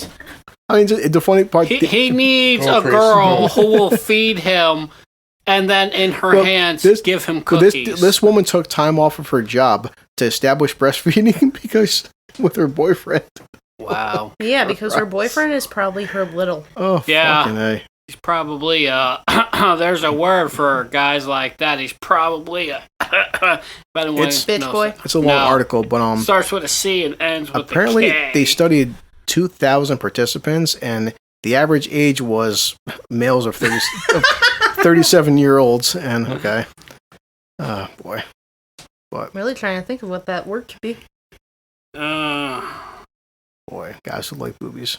No, see, it's okay to like them, but here's my thing, and here's where people will probably disagree with me. You can have a fetish. You could do whatever the hell you want behind closed doors. Yeah. I don't care. The moment your dumb ass makes it public or it becomes public, mostly people make it public thinking they're going to become some kind of next YouTube superstar or something. They think they're going to be, like, so cool for, like, giving up the fact, like, all the stupid fetish shit that they like to do in their freaking, like, private lives. And it's like... No, there's actually a lot of people out there who probably do the exact same shit, who are looking and going, dude, you're a fucking scumbag. Yeah, you're fucking stupid because we don't want people to know about this and then come after me like I'm the same kind of asshole as you. Yeah. The moment you put this in the light, what happens after that, if people start making fun of you daily, you did this. You're the one who's like, I went to a journalist and I was like, well, I like to do this. So you like to dress up like a animal, be treated like an animal, and what do you do with other animals? And then it gets published. That's an extreme version of something. That or the crap of like, I'll let my girlfriend put a diaper on me and I'll like suck no. Wait a minute. Elliot has a story. You guys are going way off the books here. No, there's a difference. What's the difference between, like, why is it wrong to fetishize breasts? Like, I don't even get it. Like, be honest with yourself. If Longhorn was like, I want to spend the next 4 hours sucking your titties, you have a problem with that? Who's to say he hasn't? But do you have a problem with it? I don't have a problem with it. I'm not putting a fucking diaper on him. I'm not saying put a diaper on him. I'm saying there's a there are actual guys out there. And I get that. But there are guys who would just want to suck titties and fetishize it. Titties, like, that's fine. Elliot's got a story here. Here we go. Why is it a problem? But the point out is, but they're only sucking titties when... I love how, like, Al's, like, paying no attention until, like... Sue says titties. I'm going to tell you why it bothers me. It bothers me because Sue's got an amazing rack, and I can't imagine her having an issue with a rack like that and guys fetishizing it. It's just... The whole thing came out... I'm sorry, I kind of have to agree. I'm saying... Yeah. Like, listen, this is going to sound fucked up. This is going to sound fucked up, and I don't want it to sound fucked up. Here it comes. But I'm telling you, if you and I were dating in some alternate universe, there is no way I don't spend 6 hours a day on your titties. Like, it just doesn't happen. Like, all day long. Like, I get angry when you had to go somewhere. Like, I'll be like, what the fuck you mean you're going to work? Like, comes at you like a cat when you get back? No. Let's make this worse. I dated a chick when I was in my early 20s. Make it worse? No, this is hilarious. I mean, it's Elliot. It can get worse. It gets worse, but it gets funny. Someone out there's like, it's not fucking funny. Other people are going to be like, This is fucking funny. So I'm already laughing. That's everything comes out of your mouth. I worked up to 12 hours a day sometimes at a sub shop. Not my best time, but it was a job. I got a paycheck. Did you get free food? You got one free meal a day, That's not and bad. It was Subway, wasn't it? no. Mr. Thankfully, Sub. yes. Oh, man. But this has nothing to do with them, so you guys can't sue me. Haha. Fuck. Well, I was working there at the time, and I had to work Tell at me multiple. about the subs, Elliot. They weren't that great. I like the veggie subs; they were surprisingly See, good. Sue's like, we're like, you mentioned food. Now she's interested. Yeah, I know. Like, I'm like all ears right now. No, so Tell me about that. I was Tell me dating about a that girl sub. in her 30s Slow down, because Elliot, slow down. I like to date older women because I hope it means more maturity. It doesn't, but I hate dating females around my age. I mean, that's always why been I my thing. like older guys, because I figure, yeah, they're going to be more mature. And then they're like Chris, and it's like, oh, here's this thing that says, like, what the meaning of, like, being addicted to breast milk is. Yeah. To be fair, everyone acknowledges I don't look my age, nor do I act my age. So They were lying. They were Fuck. being nice. So I come home one day, and the girl I'm dating is on the computer talking to a dude who was talking to her in a fucking adult diaper. I'm like, are you fucking serious? So she had a little. No, I went off. I'm like, so you're talking to a dude who has to wear a diaper or enjoys walking through his whole day wearing a diaper. I work. I put on big boy pants, but you're more interested. Well, he understands me. I work 12 hours a day, and you don't work a single day in your life. I mean, maybe she wanted you to just stay home in the diaper. Fuck that. No. Maybe So- she would have bought you a crib. I asked this And dude, a I'm jolly like, jumper. yo, man, baby, where do you live? He's like, why? I'm like, because I'm sending this bitch to you. She's like, don't call her a bitch. She's an amazing person. I'm like, yeah, she was also saying that last night when I was plowing her too. But, obviously with her talking to an adult guy who wears diapers, her choices aren't that great.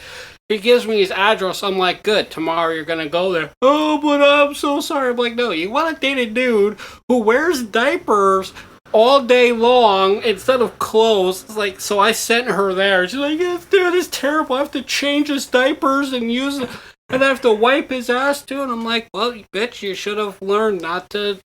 You're the one who cheated on me with a guy who wears diapers and wonders why Wanted I a little. little. Yeah, she wanted a man baby. I wasn't a man baby. I was a man. So yes, there are freaks out there, and someone's going to be like, oh, you shouldn't call them that. No.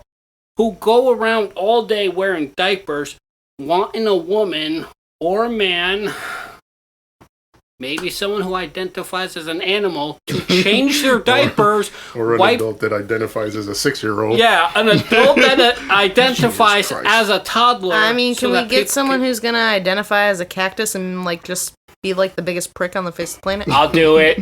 I'm such a prick, and some women love pricks.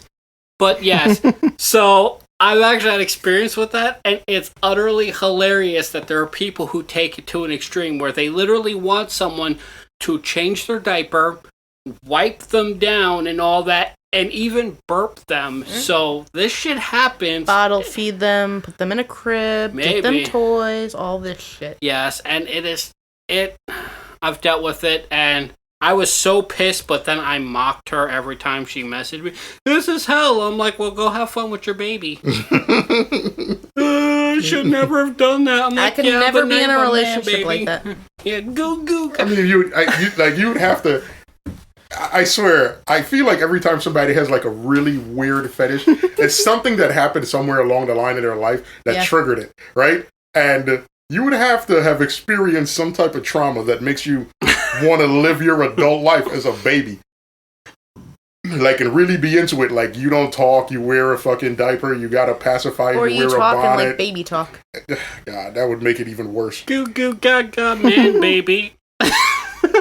Fuck But that. yeah, well, no, this whole thing it wasn't against like men sucking on breasts. It was just the fact that they're only doing it when women are lactating. It's like the fetish is like they'll only suck on breasts while the women are lactating, so they're trying to suck out the milk because it's a sexual fetish they get. Like, well, that's a fetish I've never had.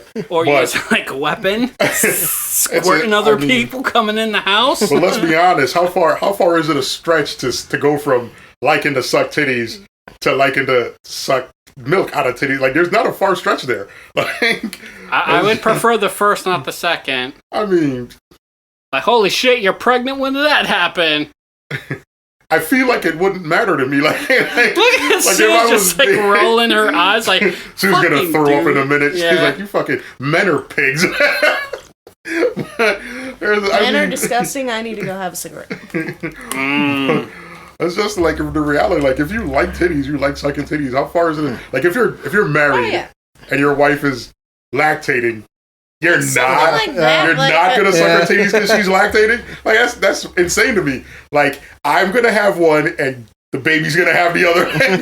Unless you're that Facebook mom who was drinking while breastfeeding and decided to post a picture over all social media and then had people jump down her throat. Which she's lucky she didn't get herself arrested for endangerment. Seriously, like, no, I know that's child endangerment there, dude. I know. I like I said, sometimes I find the dumbest stuff. I just click on Facebook and it's like, this happened today. Do I care? Do I care? But San Francisco did something amazing. I would applaud them if I wasn't being so sarcastic. I think I already heard you say this. Yeah, churches are going to stay closed, Al, but gay bathhouses are opening. So in other words, they're killing the gays, like setting the gays up. Hey, you don't need Jesus, but some gay sex venues are opening. I'm like, wait a second. Why can't we just have some churches? Let people get Jesus too. Let Jesus fill that void as well. Come on. And I'm just sitting there, just like, please tell. I'm like, if it wasn't 2020, I wouldn't believe that. Yeah. If it wasn't 2020, if it was any other year, you'd be like, nah, this is not real. Like, this is bullshit. This is like female Mr. Monopoly or Miss Monopoly now is happening, and apparently no one's buying it. I'm like, only in 2020. Boy. Yeah. Monopoly. When you want to lose all of your friends, play Monopoly. I just pulled this up because it was fun. I heard it recently, but why not? Because did you guys ever notice that, like, why Greenland's name says green and Iceland says ice, but they're actually the total opposite? Drunk. That's a question I asked way back in fucking junior high, but I lost interest. Well, let's do it now. It says, ever wondered why Greenland, 3/4 of which are covered by the only permanent ice sheet outside Antarctica, has in the name the adjective green? On the other hand, Iceland, consisting of the words ice and land, seems a bit too green to live up to that name. Well, one internet theory claims that this was indeed intentional by Vikings. Fucking Vikings.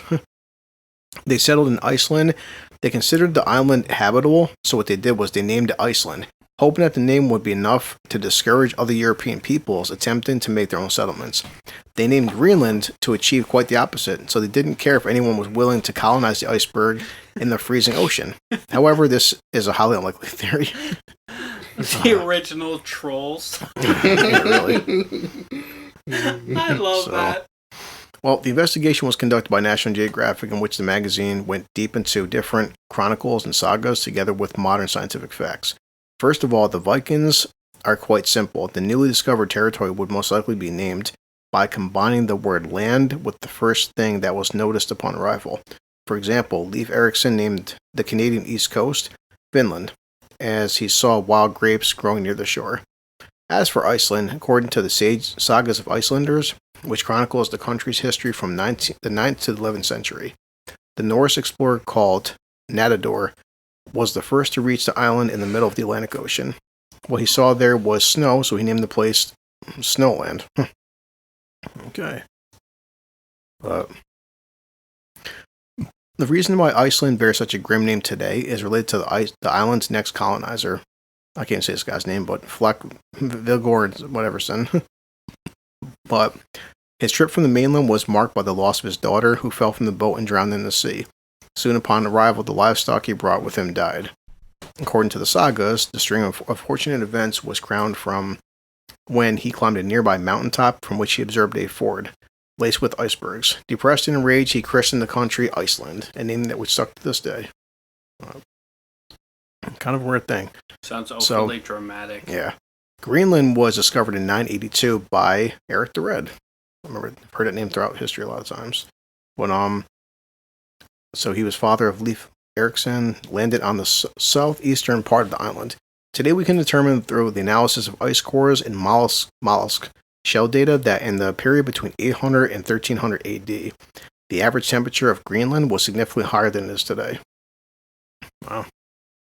Which is furthermore proof that the Earth naturally goes up and down in temperature, so people can stop freaking the fuck out for no reason. Yeah. So, it's saying that. Let's see. How dare you? Sailing westwards, he embarked on for the shores of a huge island he deemed suitable for a settlement. A saga which chronicled the travels and discoveries of this almost mythical figure in the Norse tradition referred to the anecdote which led to the naming of the newly discovered land. So, shit.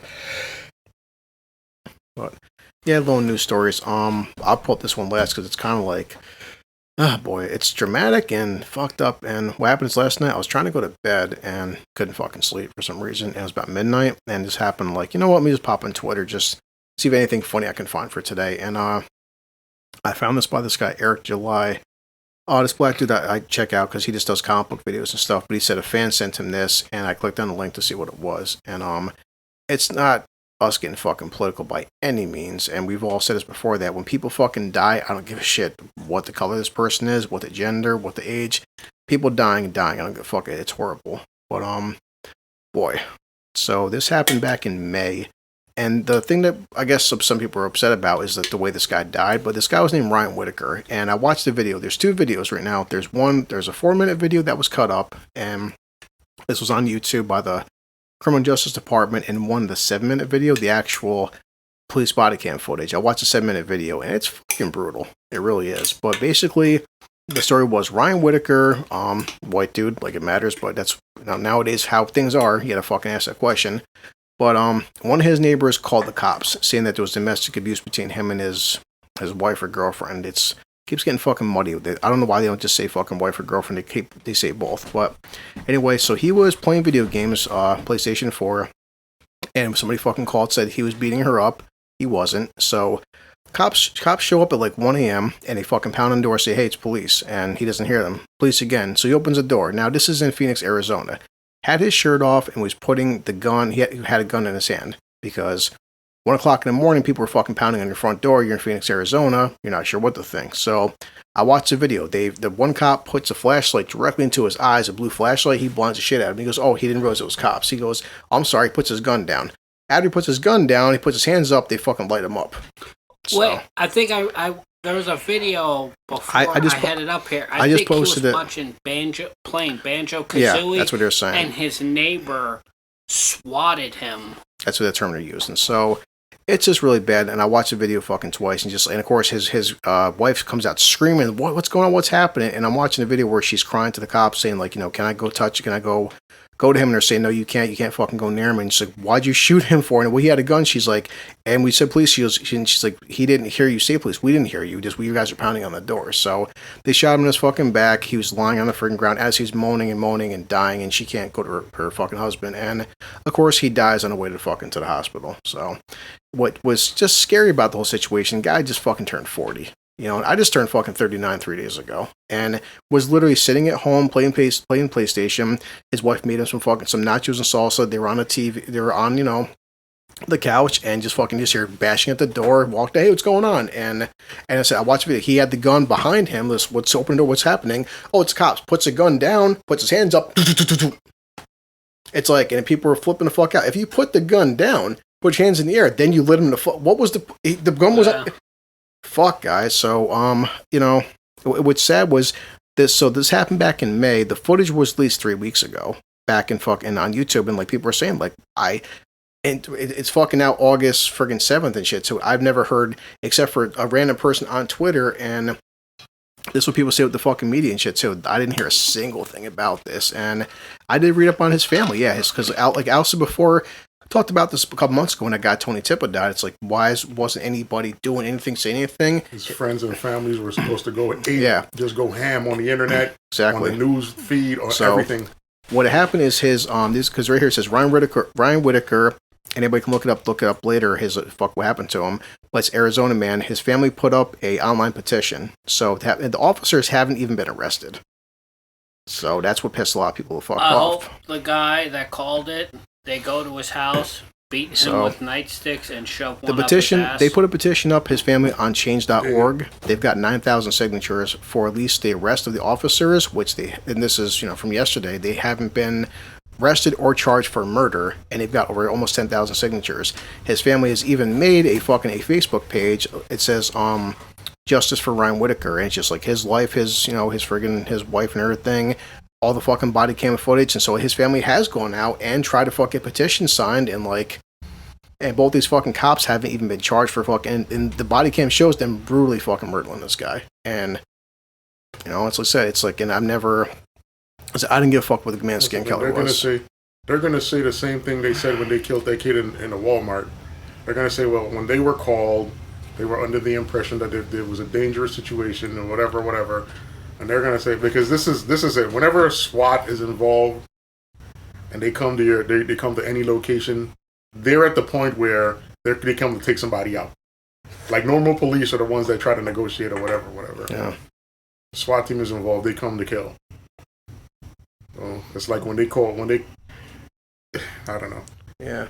But I'm just saying, the point was and again, this became a big Twitter thing, which I'm not a part of that trust by any means. I just seen this article. This is people's fucking, their angle. They try saying, well, again, this fucking random white guy got killed a month ago. I haven't seen a single fucking protest petition. I'm like, well, his family did it, This is the thing. Dude, they need to do what black people do when that shit happens. They need to go on Facebook, go on Twitter, call a local news, go everywhere with it. You gotta this is why the reason the names of people that get killed is because of black people that die is because when they die, social media gets lit up. Yeah. Like when they killed Philando Castile, like when that officer pulled his gun on Philando Castile, his girlfriend went live on Facebook right in the moment. Yeah. You can't let, especially when it's something that's done wrong. It's a difference. There's a huge difference between the police officers making a mistake and police officers just killing somebody. Like they just killed him. He was no longer a threat, and they just decided execution. And that shit shouldn't have happened. And so his family needs to go crazy. They need to contact everybody. Everybody. Besides fucking making a petition and stuff and a fucking Facebook page, it's like it's not them directly, but it does make you question and wonder, like, why wasn't the fucking news? They've contacted news and shit too. Nobody's covering this shit, and that's what makes people wonder about the. I guarantee you, their local news covered it. Probably, yeah. And this is the thing. They need to reach out to more people. They need to keep reaching out until somebody does something. Yeah. Hashtag the police department. They need to do something. Why are your people shooting, blinding, banging on someone's door, blinding them, and executing them? And and it's anybody could watch it. I can tell Sue, like it said, this is like just summarizing it real quick. It's like the body cam footage said he had a peephole and stuff too. The officers were standing on either side of the door. They weren't even a peephole. So this guy, you figure 1:00 in the morning, you're playing PlayStation, you're fucking random bashing on your freaking door, okay? And pretty thick door from what I've seen. It's like they're yelling, police, police. Didn't hear that. So he looks through the peephole, sees nobody. So of course, here in Phoenix, Arizona, pretty hot fucking neighborhood. So he had a handgun behind him. So it's like I said, he opens the door. Hey, what's going on? Oh, it's a cop. So it's like then he puts one hand up, puts a gun down, is going to his knees. Then you light him the fuck up, and like that's the issue people had. You just brutally killed the person, and like and it shows 5 minutes of footage afterwards. Not a single like, oh, we're sorry, we fucked up. No, man, what's going on? Why did he do this? What do you mean? Why did he do this fucking for? And she's screaming. She's like, the two you just busted here. We didn't know you were cops, and like, why'd you just shoot him for? And just like, fucking 40 years old, and just because he was just like Al would say. I mean, fuck, it's like, you guys leave tonight too. I'm gonna go pop on some fucking PlayStation. Like, what if someone goes to the basement door, pounds on the fucking door? But like, I don't have a gun, but I'm just saying, like, nobody expected to fucking be home tonight. It's even in your own houses now. You're not even fucking safe, like, from the cops. And I'm telling you, there was a discussion. There was a legitimate discussion that was had where they said that the conversation was, there was a point in time where if you lived in a bad neighborhood and there was a way for you to get out, you could leave. Like, you didn't want to be around crime and violence or whatever. Yeah. You could move out. And it's like right now, the country is so crazy that no matter where you are, you're in danger. You could be in a good neighborhood in your house. Somebody is mad because you're kicking their ass on a game, and then they swat you. And now the cops kick your door in, and you're dead because some jackass can't take an ass kicking in a game. Like, that's wild. And not to mention, too, this whole thing is just like, we have laws in this country that make citizens like this guy, Ryan, who is 40 fucking years old, that, like, you are supposed to be legally allowed to own and purchase a gun and have a gun in your house. This guy did. He opened his front door with a legal fucking gun, and you lit him the fuck up. And that's the thing. It's like, and the cops came and say, like, well, he was a threat. Like, I would say, he put the gun down, put his hands up. How is he a threat anymore? Yeah, once he's no longer a threat. Once the threat is eliminated, what was the purpose for firing your gun like this? And the only thing the family wants, besides fucking, like, a mother, father, a wife, everyone, this man had, like, he's got fucking thousands of people, 10,000 signatures of a petition, but, like, all they want is, like, a little bit of, like, peace where, like, but these cops still haven't even been charged. They're not. And you know what's crazy about it? Is that they're not going to get any support. They're not, because everybody's going to be like, well, how? Like, what do we do? Because if we support you, we're now saying the cops are bad, and that's where the fundamental issue is going to lie. Like, there's not going to be a rallying cry around them to help them to get justice for this guy, because nobody's going to support them, because they're like, well, we can't support you, because if we support you, that's essentially saying cops are bad. That's not what it is. It's not saying cops are bad. It's saying arrest those motherfuckers that unjustly killed him. They're not asking for police reform. They're not asking for some movement across the country. Yeah. They're saying those two guys that pulled the trigger on a man that was not a threat should be charged with a crime. But nobody's going to help them. They're on their own, essentially. Yeah. And because they're on their own, nothing is going to happen. Yeah, and that's the fuck petition. It's change.org. The petition just says, on May 21st, 2020, Ryan Whitaker was shot in the back and murdered by Phoenix police. A neighbor of Ryan's escalated his 911 call to the police that night claiming domestic violence. So a police officer showed up. Ryan came to the door with a gun, not knowing who was on the other side of the door. As the body camera footage shows, as soon as he realizes it's the police at his door, he leans down to put his gun down with his left arm up in compliance. As he was kneeling down, Officer Jeff Cook, here's his badge, fired 3 shots, hitting him in the back with 2 bullets. And said, please help our family by putting these people in jail. And so he got hit in the back, which means he was down far enough that his back was exposed. So he wasn't even aiming the gun. As soon as you watch it, and I recommend just 7 minutes, but it's basically. I gotta watch. Send me the link. The fucking body. The body cam is from 2 cops. Imagine the front door, the cops on the left, cops on the right. The peephole's right there. They go outside the fucking peephole's peripheral. Now, if you're a fucking cop, wouldn't you basically be in front of the peephole? To know, okay, so as a cop, you're supposed to identify yourself as a police, because until you actually say police, whatever, you're just a guy with a gun. Like, if you don't identify yourself as a police, I don't have to acknowledge anything you say, and that's this is the problem. So the cop to the left, cop to the fucking right, they back away from the door. He opens the fucking door. The cop on the left takes a flashlight, shines it right into this guy's eye. Now, mind you, it's 1 o'clock in the fucking morning. That's going to blind anybody. The cop on the fucking right. So it's like where Elliot's the fuck cop left, you're the cop on the right. So, as it said, and the front door is right there. He opens the door. The cop on the right now is standing behind him. So, as he's fucking kneeling down, the cop on the right fucking shoots him 3 times after he put the gun down. And that people are like saying, the gun's fucking down. He was kneeling down and put his hands up. Why did you shoot the motherfucker 3 times?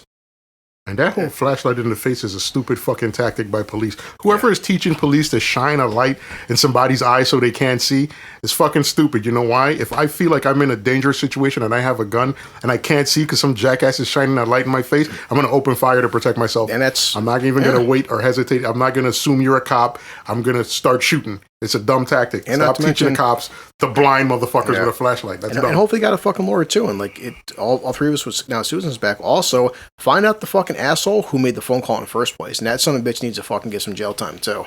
Because because the guy was playing his PlayStation too loud, and they went in there investigated, and the woman had no marks on her. They're literally just sitting in their living room playing PlayStation. That's it. Like, what? Because the game was too loud or something? Because even Crash Bandicoot, that's not a multiplayer game. So like, you're not even being swatted, because swatted would be. So he wasn't even online playing with somebody. No. He was just at home playing, and some jackass called the cops. Crash Racing. Because I was assuming that the guy was swatting him. Because they're saying he's playing Crash Bandicoot. No, because swatting would mean the actual SWAT team shows up. These were two random officers. So these were just cops that got called to the house. Because the call was from domestic violence, saying that she was screaming from being hit. She could have been screaming because of they were playing a fun video game together. Being a prick it was just a neighbor. There was domestic violence happening, and once he claims that, they can't legally. They have no ground because he's doing his due diligence as a citizen. I mean, calling in. I was reading comments on Twitter that technically this does sound like swatting, but it actually isn't, because swatting would be swatting is when they actually call it. That's why they call it swatting. They call it an actual SWAT team. These were just these are just cops that showed up because somebody called in it. That's crazy. But no, I'll send you the fucking link. But the video, it's sad because both cops are basically defending as they would fucking do. They're blaming him and blaming the wife, and she's screaming and she's screaming as he's laying there moaning, dying. She's like, let me go to him, let me just touch him, comfort him. And so as his fucking wife, you just shot my fucking fiance or husband, and as he's dying, you're not even letting me at least say goodbye or hug him. She shouldn't even have asked. She should have just did it, because what the fuck are they going to do? They're going to shoot her?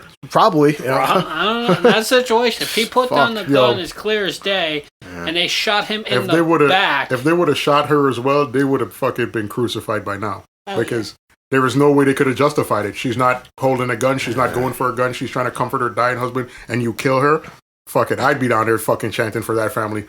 Waving flags. Fucking everything. Going crazy. That shit is crazy. I don't play games online anymore because I'm going to run into some little bastard. But the funny part, but even right here, but he was playing it because Crash Bandicoot on PlayStation 4 is single player. That's not even an online game. It's just because of he had shitty neighbors, and that's the fuck. That's why I just hate people. So I want to live away from people and just put up signs. Trespassers will be shot. Yeah. Survivors will be shot again. That's it. And I always share the story because we can be here we could do a fucking 10-hour podcast about all the innocent people, white, black, Asian, Hispanic. This literally was just as last night. I texted Susan, "Hey Susan, are you up right now?" She goes, "I'm just watching TV," and I'm like, I text her saying, "I can't sleep right now," so I'm like, fuck. I lay down. I'm like, let me just check Twitter for some comical shit. And it was just a random tweet, but this was the point that the guy was making to the other guys. Hey, it's we're not trying to make it a fucking race thing. We're just saying that how much of this shit doesn't get fucking covered. This happened back in May. It was released almost a month ago, and Facebook. I pop in Facebook. I have Instagram. I have MetroWeb on my phone. I have Google fucking News and stuff. I didn't see a single. None of these news articles covered this shit at all. And that's what's fucked up about this. It's not that for people like that. I'm not comparing deaths and stuff too. But why don't we talk about this shit? I would say it's fucking. The media is not. I would be fucking. I wouldn't even be relying on mainstream media. I would be fucking screaming from the rooftops on every fucking social media platform, everywhere about this injustice. Because, like I said, the reason that they're not going to get a lot of help is because a lot of people are just going to say we can't help you, because if we help you, then it's just us saying the police. Even the fact that they've got 9,500 signatures and nothing's being done yet, so it's how many signatures do they need? Because what people don't understand is change.org doesn't mean somebody has to do a damn thing. That's true. They think, I'm going to put my name in with 5,000 other people. That means this celebrity has to. No, they don't have to do a damn thing. Just because you signed a piece of paper, I want this to change. No. Yeah. That's not how the world works. I could scream to the heavens, I wish I was a millionaire. Guess what? No one's going to be like, oh, fuck, man. I heard your call. Here's a couple million. No. Get real. Some people get lucky like that, though. Some people do. Yeah, but it fucking sucks, as American citizens, whether it's fucking white, anything, white, black, brown, it's people that are literally fucking okay, George fucking Floyd was going to a bank that day. This guy was literally at his house playing fucking PlayStation. It's tomorrow I fucking after work go to Walmart and a cop pulls me over and fucking lights me up because he thinks I may have had a gun in my fucking car. This shit's just so fucking random. I don't know. It's 2020. I wouldn't say shit like that because it might happen. But I'm saying, his point is, people. Sadly, it's right now though. It's fuck Corona. I'm more worried about just that's why I said I made a joke to a supervisor today. What do you do? I was honestly, man, after work, if I have to stop at Walmart or Price Shop or anything, grab a couple errands, odds and ends. My days off where I'll cash my check. I get all my shopping done at 7 or 8 a.m. as quick as possible. Low fucking crowds. And I'm dude, for the most part, I don't leave my house any fucking more. Because I'm for Christ's sakes, people are getting fucking shot in the goddamn fucking streets by cops and criminals and people. And this is the problem. And your neighbors. I don't know if you remember, but you and I had a discussion about that a while back where I was saying the problem is now becoming that you have to worry about the common street thug that will end your life for nothing other than $3 in your wallet, and the police that would end your life because you look like the common street thug. Like, you know, or even like so like, what do you do? What do you do in a situation where, or even like a case like this? Okay, tonight, what if I just happen to have, like, you know, we're playing Xbox, I'm playing some Call of Duty, me and Junior, and I happen to have, like, you know, TV up a little bit too loud and shit. One of my neighbors calls me, hey, like, Chris is beating his fucking mother or something. Wait, what? Like, next you know, it's a fucking like that and shit, and like, hey, what's going on? Like, cops or what? And this is where you are gonna have it a lot worse because of this area. They're gonna yell. That's like, you know, now it's like, fuck, at least there was even a fucking, I don't know, at some point, like, you know what then, guys, I'll leave work, I'll come home, I'll just sit home all day and fucking watch Netflix and play video games. Now you can't even do that. So it's like, what the fuck do we do? We got, like, cops killing us, people fucking breaking in, and if someone breaks into my house, I shoot them. Somehow I'm the bad guy, like, which happens every fucking day. Like, it's like, yeah, women getting fucking raped, and when they call it the rapist, they're locking them up and shit. Like, it's fucking madness, man. Then we have killer fucking radioactive ants. You have monkeys with fucking knives. It's like, blood monkeys. I'm sorry, at least the past 2 months for our podcast, I'm sorry, but Corona is the least of our fucking problems right now. It really is. So, you know, sharks near the beaches in New York. Here's the thing that's terrifying, is that all this crazy shit is happening right in the midst of the corona. Like, corona is happening, and then everything else is happening around it. Like, it's like, what the fuck? Like, do people understand that everything is trying to kill us right now? Like, there's a virus right now that's trying to rub us out, and motherfuckers won't just take a break. Like, just take a break. Just sit, chill at home. You know, lower the tensions. Let's just relax like until this fucking pandemic is over. We just had, imagine sitting there, like you said, coming home, I'm gonna pay my fucking bills and stuff too. What happened? Oh yeah, that freaking manure factory with 2,700 pounds of shit just fucking killed 100 people and 300. Like, what? You know, I'm telling you, like, that is a way. The one thing that I do not want to happen to me is for me to die without ever having done anything. Like, like, you're just minding your business, doing your normal everyday routine, and then some random shit happens and takes your life. Like, to me, that's like the worst thing in the world. I'm just like, hoping, if I'm doing telling something, your mom, I don't want to die from some crappy ass freaking beer. Like, if I'm doing something extreme and I die, I can live with it. Like, if I'm parachuting or hang gliding, or I'm fucking in a hot air balloon that catches on fire, or I'm in a plane that's going down, or I'm on a boat that's sinking, I get it. Like, this is not normal, and things went wrong and I'm dying. But if I'm just going through my everyday normal routine, I get up in the morning, brush my teeth, have breakfast, go to work, and then somewhere in the day, some random shit that I couldn't foresee takes me out. Yeah. Like, that shit is a horrible way to go out, man. That's like, what I'm saying with me. It's just going to be some, like, when I fucking die, it's going to be like, you know, Chris is walking down the street to go to Stewart's, and a fucking seagull happened to have, like, a knife in its beak and dropped the knife out of the fucking sky, and the fucking knife impaled him while he was walking to the corner store. Like, I'm telling you. You know, you say that, but that sounds like some shit that could really happen. Like a bird fucking drops something. I'm not gonna fucking would, because, like, death by fucking drop something that kills a person. As soon as I tell Christian, I'm sorry, I have news for you. What happened? Your dad died today. Oh my god, what happened? Well, death by seagull. Like, I would take Christian aside and be like, Christian, tonight we vow vengeance on all seagulls. Tell me, like, no, that's what it's gonna be. Like, you know, if you need to play the seagull song. Oh god, what a song. It's gonna be like, I'm gonna be worried about that. Like, you know, hey Chris, like, someone told me Al died. Fuck, did the cop shoot him or something and rob him too? Like, no, he was like, you know, so he bent down to grab, like, his burger mayo chup and he slipped there. It's gonna be some, like, random shit. Like, some kind of fucking squirrel jumped in, grabbed his mayo chup and, like, beat him to death. Like, how? Like, fucking gang of squirrels with baseball bats wrapped in barbed wire jumped out of a tree and fucked him up over that mayo chup burger. Or like monkeys. By the way, they had the freaking Black Death. Yeah.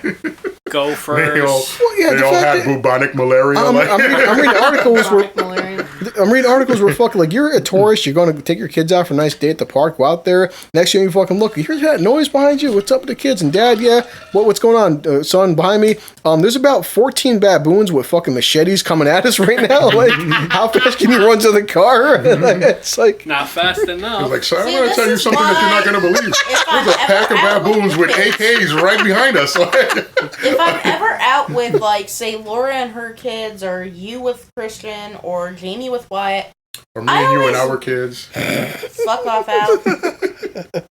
like, I always make sure, like, if you're in front of them, I'm behind them. Well, a dog with a pistol. Right now, it's like, you know, just some random neighborhood dog with a fucking with a Glock.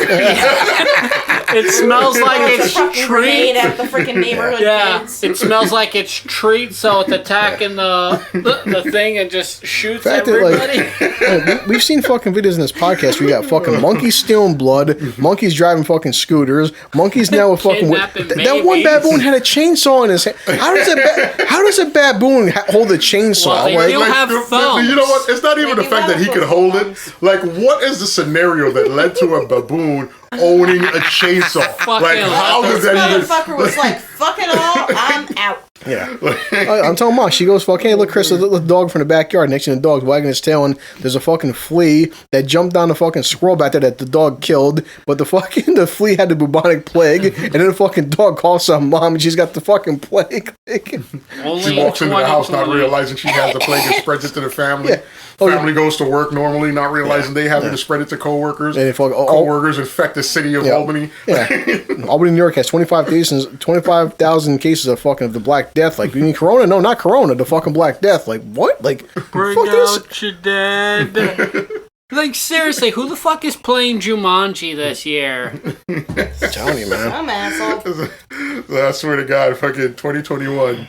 We just got to fucking on January 1st. We just got to all get together and at New Year's just yell out Jumanji. Do not yell Happy New Year, yell Jumanji! That's what I tell Carlton for, because next week we're all going to Carlton's fucking place, you know, and Carlton says he's out in New Hampshire, these kind of things don't affect him. I was like, Carlton, he's got a gun, and he showed Karen how to use a gun. Like, Carlton, all it takes is, like I said, you may think that, like, a lot of times these things don't happen in your neighborhoods, but, like, what if, man? What if, like I said, you're home one day and you're playing some Xbox and one of your dickhead neighbors decides to call the fucking cops on you, and it's just like, you'd be surprised. This random shit is just happening everywhere. It's like I said, dude's fucking sitting home playing Crash Bandicoot and he fucking died that night. Like, who the fuck would have thought, man? New Hampshire, it's not. He doesn't know, man. He's just random pigeon crashes through his window, does a tuck and roll, comes up with an AK and a fucking red bandana wrapped around his head, starts spraying out of the living room. It's like, yo. No, it's gonna be some shit like Carlin's. He's gonna understand. He's gonna fucking get into his car and him and Karen go to Hannaford and fucking, like, you know, the back tire blows. He fucking swerves, crashes into a tree. The car goes into a fireball. He jumps out, but half his body's burnt off. Like, it's gonna be it's just the most. I'll say it's like the most random fucking shit. Like, nobody wakes up like, you know what, today guys, today is gonna be the day I die over some weird because a fucking baboon had a machete. Like, who called that? Like, I'm gonna hear about. No, I'm gonna call it. It's just the fact that even if you could guess that you were gonna die, you could never guess the way you're gonna die. Like, you would never, like, the thought process that would require you to assume a baboon with a fucking machete is going to be the thing that ends your life. Like, why would you even assume that? Listen, every fucking night I pop in PlayStation, Xbox, and I hear a fucking knock on the front door. And, hey, Chris, cops. Well, cops, what? Open the door. Should I? Let's open the fucking door. You fucking 19 bullets come by. Well, he had a gun. No, I didn't. It's like, fuck. Like, calling it for September. It's going to be honey badgers. A game controller. Yeah, exactly. Yeah, like, it looked like a real gun to me. Because it was dark. I want a PlayStation controller in one hand. Guys, I don't have a gun. Like, he's got a gun. Why is that gun glowing blue in the center? It looks like a PlayStation 4 controller to me, sir. It's like, it's a gun. It's like, it sucks, but like right now it's fucking 10:34. I'm not walking to the corner store. I'm just not. Like, you know, it's like I would know that walking to the corner store at 11 o'clock at night, there's a certain aspect of fucking danger, so I'm not leaving my house. But you don't think it like, you know, tomorrow it's 8 a.m., I'm going to fucking drive to work, and as I'm driving to work, a random, like, rabid fucking skunk jumps out in front of the car, I swerve and hit a fucking telephone pole, and as I'm crawling out from the car being on fire, the skunk jumps on me and mauls me to death. Like, I'm telling you, like... Meanwhile, your cat's sitting there, and instead of saving you, in some way, shape, or form, fighting off the fucking skunk. Yeah, you're getting fucking her best friend. You're here fucking death by skunk. Well, when does a skunk ever kill a person? 2020, like 2020 is when a skunk has killed somebody. No one thinks a skunk's gonna fucking kill you until 2020. Like, that's the scary shit. Like I said, dude, it's 2020 and anything like there's 2020 is the year of unsurprisability. Yeah. So you could literally tell me anything this year, and I'm going to be like, well, I told it to my son. He was laughing so hard. He's like, Dad, how's the podcast going? I was like, well, Al made a good point, son, about, my son's laughing his ass off. I was like, no one would be surprised if, like, yeah, guys. So about 2 weeks ago, we found out aliens, they landed, and they're eating us. They've been eating us for the last 6 months. It's 2020. What are you going to do? But Have you ever surprise! seen the, Reese Witherspoon, fucking, it's like some kind of, she did a meme of, January 2020, February 2020, March 2020, and it goes all the way up to September. How is that? I'm afraid to find out what the next month holds for us, honestly. We've got 4 more months of fucked up shit, and I don't want to deal with it. I want to hibernate and just Because a lot of, celebrities have started, doing it and, just laughing hysterically about it. I would. Just give me zombies. I'll fucking deal with that. Listen, don't act like it's an impossibility, bro. I was gonna say In 2020. In 2020, yo. This is 2020, so it's not just going to be regular zombies. Yeah. There's going to be some fucking hybrid, fucking ultra fast, super strong, military grade fucking zombie. No, let's get this straight. Zombie with fucking tactics and shit. It's going to be hiding behind dumpsters and jumping out to eat your brain. blood, black death zombies with knives and possible chainsaws. Wait, what does that mean? We're fucked. You just see a gang of zombies, with a map in front of them laying out a plot. You're like, what the hell is going on over there? Are those zombies? And then they look up, see you, and attack you. Well, according to fucking, cicadas and stuff, too, a zombie's like, hey, Chris, what's up? And, it's Elliot wearing a fucking wig. And, look, I had my genitals fall off. Now I'm a woman. Wink, wink. Wait, my abdomen and genitals are gone, but you're next. Wink, wink, hint. My job is done. Dead. Did he bite me? Son of a bitch. Spores from coughing. This is totally off topic, heading in a whole other direction. But there was a movie, I can't remember the name of it. This was it. Where they, What does it say? Gone. Yep. That's about right. It is funny, though. So what were you saying? Oh, something about, you said about off topic. Oh, I forgot what I was going to say. He said this is all off topic. I just looked at my phone. I just looked at my phone today because it's going to be much like Amber Heard and Johnny Depp. I can't keep up with the whole Ellen shit because it's literally every fucking 6 hours a new allegation. I'm not sure what's happening with Ellen. I said recently on a popculture.com website, I said, hey guys, we'll see what's going to be true, what's false, because now it's every bartender, every fucking hairstylist, every woman who served Ellen. This article was about this woman who was serving Ellen at a restaurant, and apparently she had a chipped nail. And this woman's claiming that Ellen complained to her manager about this and tried getting her fired because she had a chipped nail. And this is the issue with fucking celebrities now in the internet. It's this woman could have had a bad experience with Ellen, and everyone's gonna be like, well, you're lying your ass off for 5 minutes of fame. And she could be lying her ass off for 5 minutes of fame. We don't fucking know. So I saw a meme today and it made me laugh so bad, but unfortunately I can't remember it. Yeah. So, but yeah, this whole shit with Ellen and her show. I mean, it's every 6 hours, just a new allegation about her show, about her behind the scenes, way she's treated her staff. So it's is she coming back or not coming back? I don't know. I just said that recently, guys, a couple years back, if you'd have said, hey, guys, Bill Cosby ripped a bunch of women up, the whole world's like, fuck you, he did. It's bullshit. Bill Cosby would never do that. So, and that's the thing. For a long time, people were like that. Yeah, and what's funny is that I was watching the comedian Hannibal Buress, and he was talking about how this shit was happening for a long time in the industry of entertainment. And for the most part, everybody would turn a blind eye to it because of how powerful Bill Cosby was. He could make or break you, and he was so connected in the industry, a single phone call from this guy could destroy your entire career. Yeah. And people just wouldn't go against him. D.L. Hughley did an interview where he was talking about how Bill Cosby was on his radio show, not in person, he was on the phone. Yeah.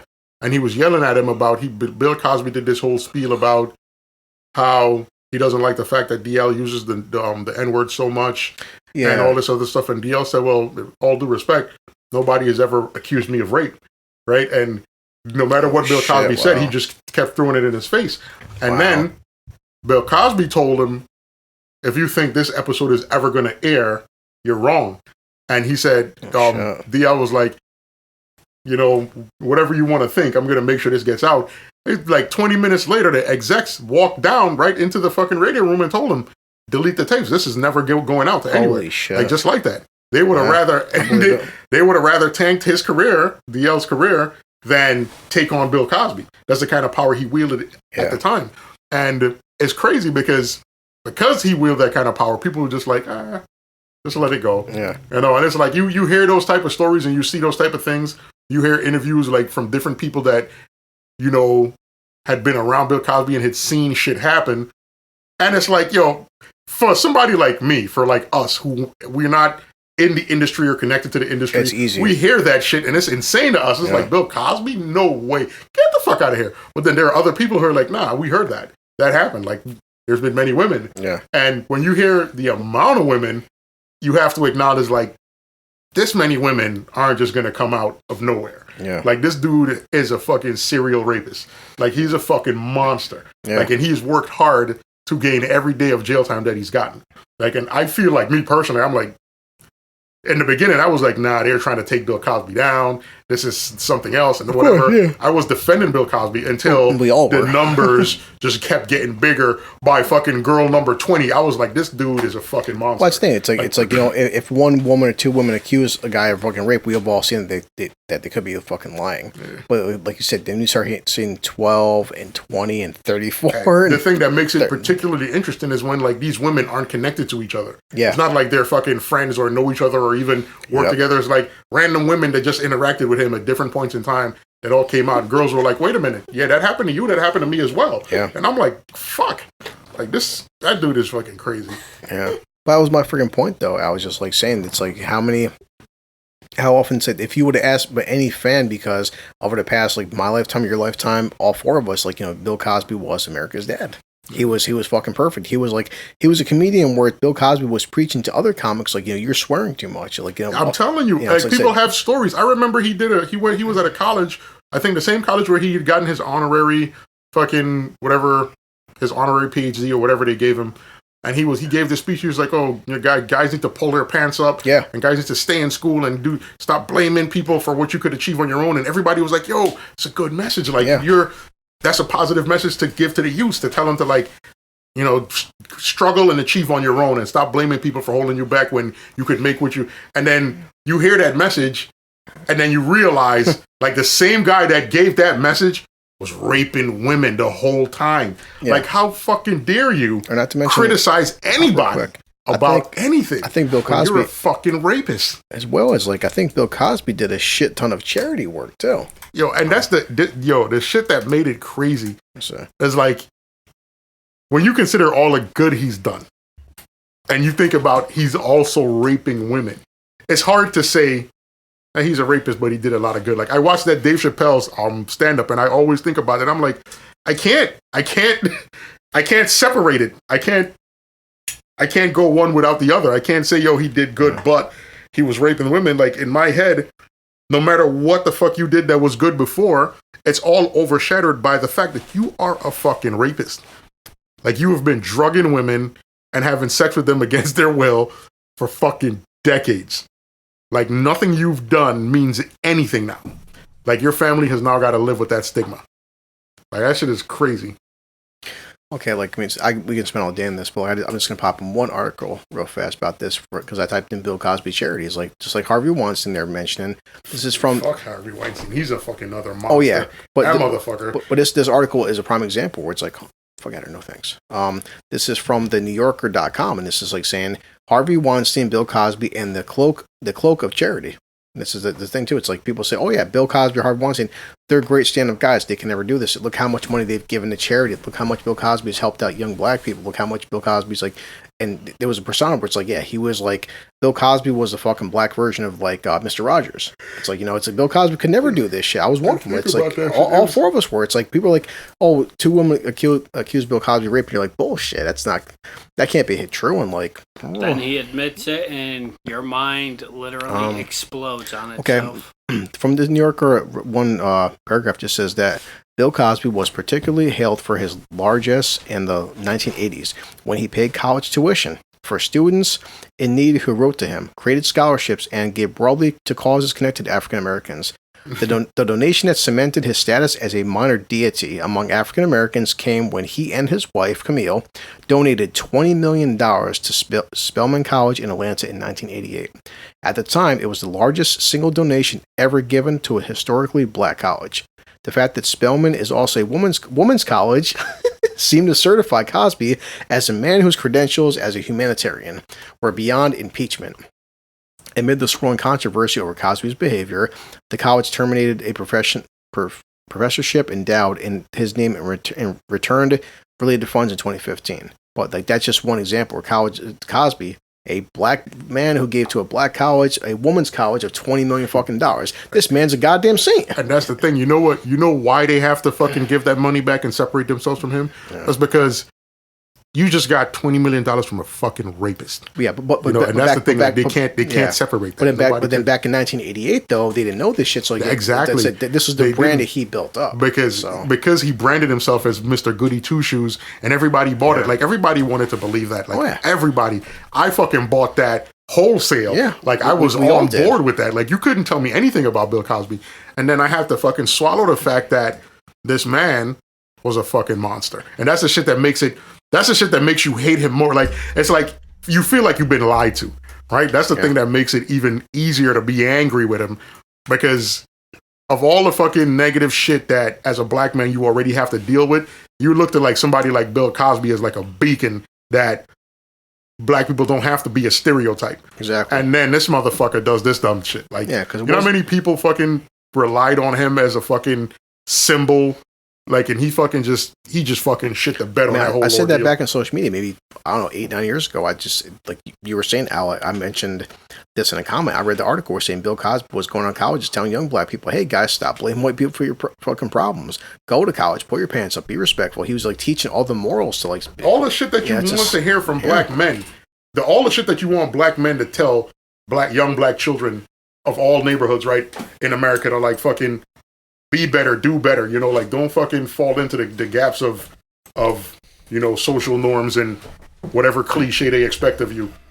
Like, be better. And he had the message and you figured he's Bill Cosby. People would listen. Fucking right. And then you fucking find out. Like in the same aspect, if somebody would have, he never did, but if somebody would have accused Mr. Rogers of rape, you'd be like, fuck you, man. Mr. Rogers? No way. Yeah. I would be. He never did. It would have been equally as devastating because be honest with you, people like Mr. Rogers, even like what's her name? What's that lady's name? I forgot her name. Elliot something, I think. What is her name? I don't know. From what? Wait, what's she from? She's an activist. I'll tell you her name right now. Yeah, because I feel like as a white woman, she's like America's MVP right now. Right. Well, on a side note, like there's a part of like we looked it up. The part of whole Bill Cosby was Harvey Weinstein. And a similar note, Harvey Weinstein, he's given like, you know, the amount of charity he's given, especially to women's fucking foundations and women's filmography and women's like he's done so much charitable donations to women's cause. You're thinking, hey, but Harvey Weinstein, he's a lot of top A-list actresses have gotten their fuck stats because of Harvey Weinstein. In fact, he's given away millions of dollars to women's funds. Jane Elliott, that's her name. Okay. Jane Elliott. Harvey Weinstein's always creeped me out. There's I'm just just something saying, like, about him that was creepy. But it's the fuck whole problem. Listen, Harvey Weinstein is like when I forgot the comedian. I want to say it was Dave Chappelle, but I can't remember which comedian said this. But it's like you look at Harvey Weinstein and you hear the rape stories about him, and you're like, yeah, he's definitely raping women because he's not an attractive man. Like women aren't fucking him by choice; they're doing it because he's either paying them or offering them stuff, like offering them roles in movies or whatever. Oh, yeah. So when girls come back and say, yo, this guy did this and did that, I believe it wholesale. But I don't buy that all the women that have accused him of rape are legitimate. I feel like a lot of them is just because in the industry, it was one of them stories, just like with Bill Cosby, where people knew about it. If you're not in it, you don't know. If you're involved, everybody knows. People have heard stories like, oh, that's just Harvey. Oh, that's just how Harvey is. And he was a wild man with the bullshit he was doing. Yeah. Like you go to his hotel room and he's fucking got a robe on with no fucking drawers on and his dick hanging out, and women were just expected to just go along with it.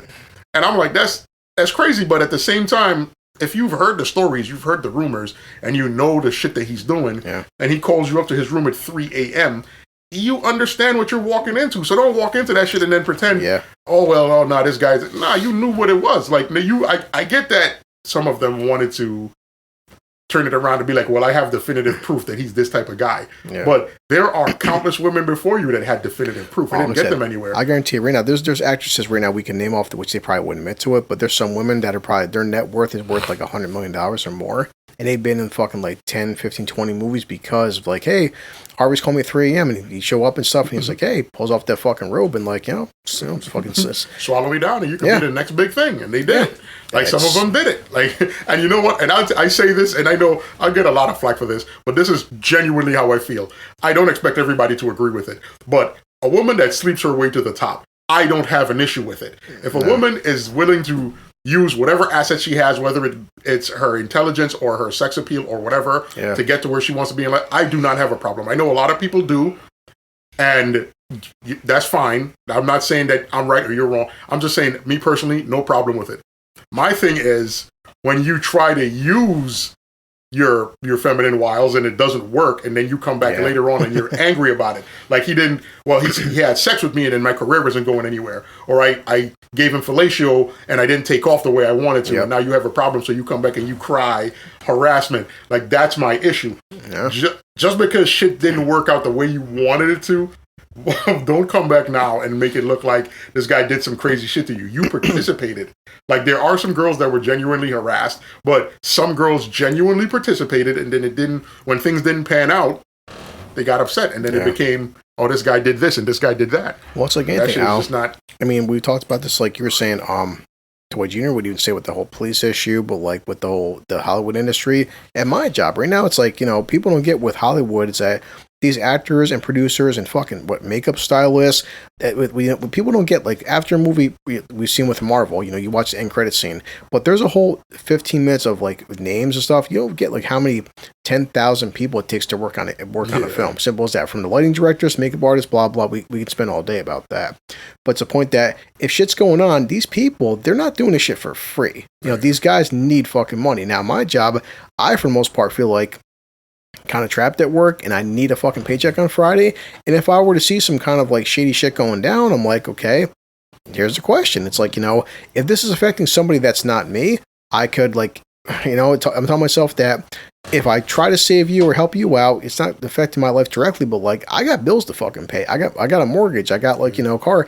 It's like I may keep my mouth shut because I legit need this fucking job. And I know deep down that like, it's fucked up, but if I tell on you and get the boss in trouble, now somehow it gets back to me, and next I'm the one fucking fired. Now my pension's gone, my paycheck, and like, I get it. Like, there's a lot of people who need to work, and it could be actors, it could be like anybody, and they're like you said, Al, people see shit going down, and they're like, I ain't saying nothing because like I don't want to lose whatever my fucking mansion or something. It's horrible, it's. But kind of on a side note, like Sue, I asked mom about this. I actually read this whole article, which I won't pull it up, but like this came from Tom Hanks this week. Tom Hanks, everyone fucking knows him now. He's like America's sweetheart and shit. He had corona and he's been donating his plasma, him and his wife, to more COVID research and getting a cure. But he's become an official Greek citizen now, and he said that he bounced out of America. Yeah, but he said that he spent every summer for the past like 20 years in Greece. He loves Greece. He loves the culture. And for the most part, all four of us here, can you blame him for not coming back? But like anything, mom's like, hey, Chris, you hear about the article? What article? She goes, well, that Tom Hanks is like, he's part of Epstein's Island? What? And mom was like, yeah, she's like, people are saying like, Tom Hanks was on Epstein's list and he's a fucking pedophile.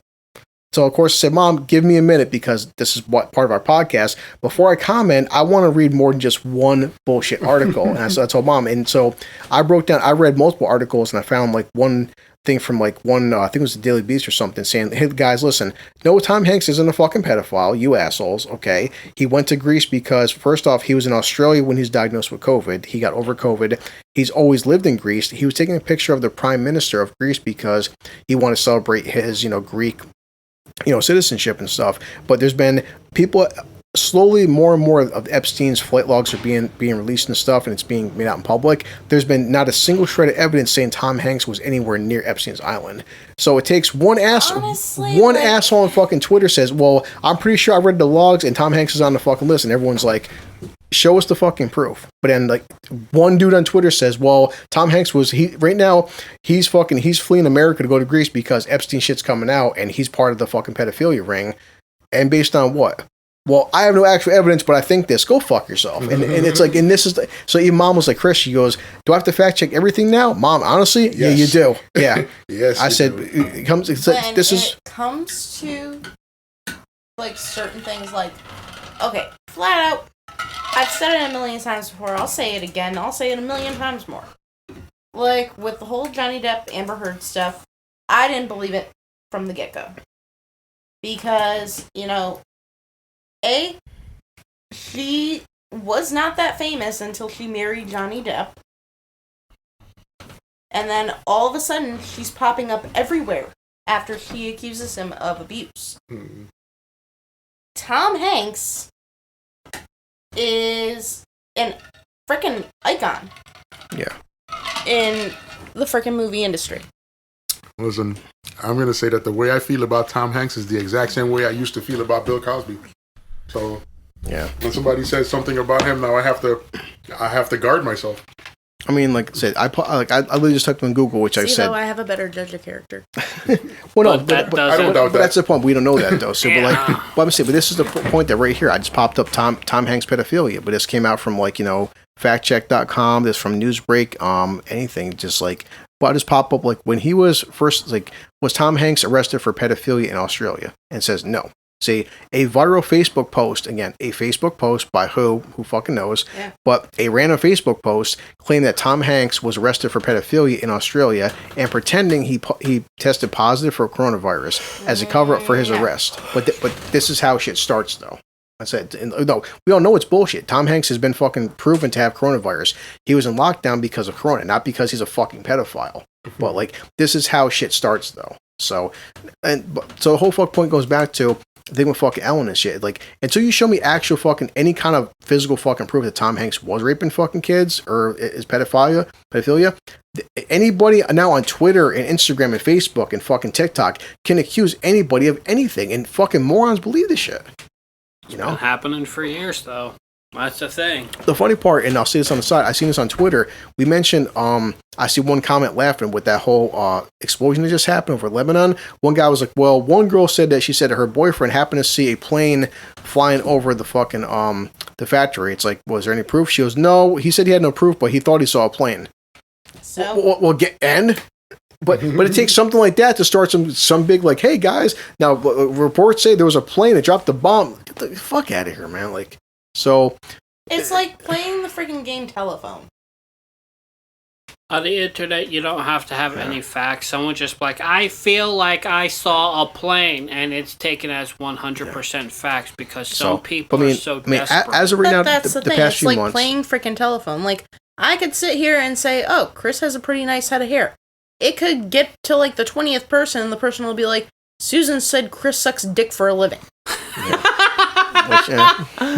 And Matt rubbed his shoulders a little too much, and they vanished for a while. He's a beautiful man. But yeah, but as of right now, as of we're recording this fucking podcast, there's been no actual evidence or fucking proof. It's bullshit hearsay that Tom Hanks was visiting Epstein's island. Now, I'm sure we're gonna find a lot of fucking names that aren't Epstein's list, but as of right now, he's not one of them. So I'm just saying, this whole thing with Bill Cosby and Harvey and Tom Hanks just comes back to the thing with Ellen. As of right now, much like fucking Harvey Weinstein or Bill Cosby or anybody, you don't know what Ellen is, because she has this persona being this fucking wonderful person, because you watch her talk show for the past decade. She could be the biggest piece of shit on the fucking planet, or she could be a sweetheart. We don't know yet. Give it time to filter shit out. But, like, as more allegations keep happening, I'm saying, like, there's a lot of bad shit that happens. That's why I keep saying, stop worshiping celebrities. Yeah.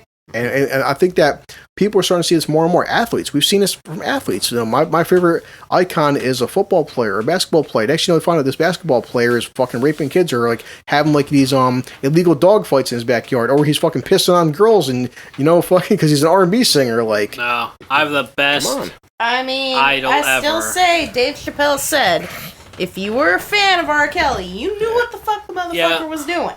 Facts. But until that happened, though, like we talked about Sandless in this podcast, but it's so funny. Until he was actually tried and convicted, how many, like, he was still fucking selling fucking concerts out. Like, it's even all the allegations, and like everyone knew about it. He's still selling albums. Well, yet again, like I said, he was 21.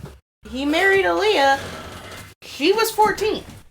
I think, kind of a side note, who knows if this is fucking true now with the whole Johnny Depp thing, Amber Heard. Now, reportedly, Leonardo DiCaprio said that I guess Johnny was bringing his name into the fucking mud and shit, and it seemed like a bullshit article, but like, I didn't know this. We did mention last week about Leo's age difference with his wife. I didn't know this, though. There was an age gap. Yeah, but apparently fucking this is his girlfriend, but like, this one girl, she was 19 when he was fucking 42 and he started dating her. So it's like, that is kind of like, I don't, still legal. We still talked about the whole age thing in this podcast, but like, the fact that like, if you're 42 fucking a 19-year-old, I'm just, she's not even like, she can't legally drink. Yeah, I mean, I don't know, it's just. Yeah, but that's his preference. Like, just 19 at 42. Taller, thinner,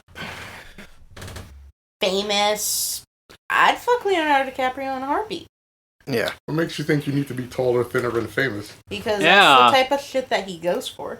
Listen to me. You need to be proud with who you are and Listen stop worrying about that. I guarantee you. Fine with Listen to me. I guarantee you he will have sex with you. If you, all it would take is for him to have access to you. He doesn't have access to you right now because he's a celebrity. You're a regular person, and y'all just don't operate in the same circles. But if y'all did, I guarantee you he'd sleep with you. Like, yep. Like, there is no doubt in my mind. Yeah.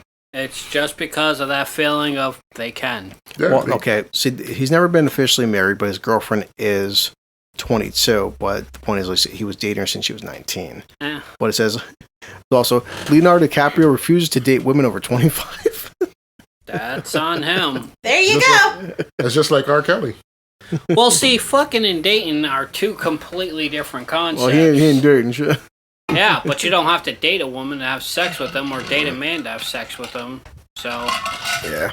Facts. So I mean, it's just like, That's still fucking. I mean, I don't know how true it was, but like, I see Mom linked this thing with the whole Epstein stuff. There's more stuff coming out. They released a bunch of like judges. So wait, and, go like, back to that thing of the Leonardo DiCaprio, Johnny Depp. Supposedly that he was pissed off that fucking Johnny Depp brought his name into the whole Amber Heard thing, and who knows how true it is. The only thing I found funny was just like, damn, dude, you're 42 and your girlfriend's 19. Like, But so okay. Just celebrity drama. Yeah. yeah.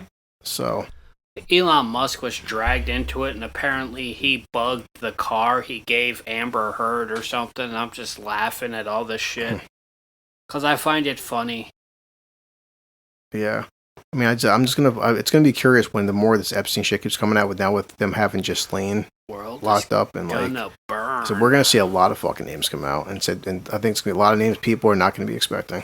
Oh, I have some names that are in my head, but I'm not gonna say anything so people aren't like, sue him. He's saying that these people are pet. No, I'm not saying they are. I'm saying they might be on this list, but once the names come out, I'm gonna either be like, holy shit, I was right, or I'm gonna say, holy shit, I was right. Yeah. I'm trying to find this post that she shared about, like, there was just a ton of freaking judges. And it wasn't just Republican and Democrat. It was Republican and Democrat judges that were, like, confirmed to be fucking charged for pedophilia from Epstein shit. Like, this is fucking dark. I was watching this thing on TikTok where they released like 100 and something. That's what the mom shared. I'm trying to find on her fucking page. Yeah. They were saying like all these Republicans and Democrats were fucking, known to be pedophiles and dating all these. And I'm like, how is it that people know this? And these motherfuckers are allowed to still be free and in office. They're in places of power to shut that shit down. I don't even care. Like, I don't either. The position they're in. They should be held responsible. Those motherfuckers should be in jail. Every single one of them. Like, how do you justify? Like, I don't know. I don't even fucking care. No, but like you said, the fact that this many freaking judges, they've got a fucking list, and they put out all the names, all these judges that all have these pedophile charges and rings. Like, this is like fucking insanity, man. I'm gonna call it now. There are videos or pictures out there of everybody who's been on that island. Everybody. Listen, that's a fact. And I guarantee you, this chick that got arrested now, she's got the key to the vault that has all this information. She has the golden ticket. Yeah. And once those pictures and videos come out, you're either going to hear about people just vanishing, mysteriously being murdered, what's going to happen? Suicide. What's going to happen is a shitload of people are going to start retiring. Yep. They're going to be powerful people in prominent positions that's just going to be like, time for me to retire. Be like, yo, you're only 50 years old and you just got here. Now, time for me to go. Because these motherfuckers are all going to know. Hunt them down like the dogs they are, I say. They're all going to know that some shit is coming out about them. Shame them. Drag them through the streets chained up and shackled. I want them all in jail. Like, I want everybody locked up for being fucking pedophiles. Guantanamo Bay. You can't justify to me fucking a 13-year-old. There's nothing you could tell me that's going to make me be like, yeah, that's fine. I understand. Like, nothing. Like, you're not going to say anything that's going to have me be like, it's cool. Exactly. The world's going to burn then because all these people are like, oh, I still don't believe they did it. There's pictures. Oh, I still don't believe it. Like, yeah, well, then you won't believe anything.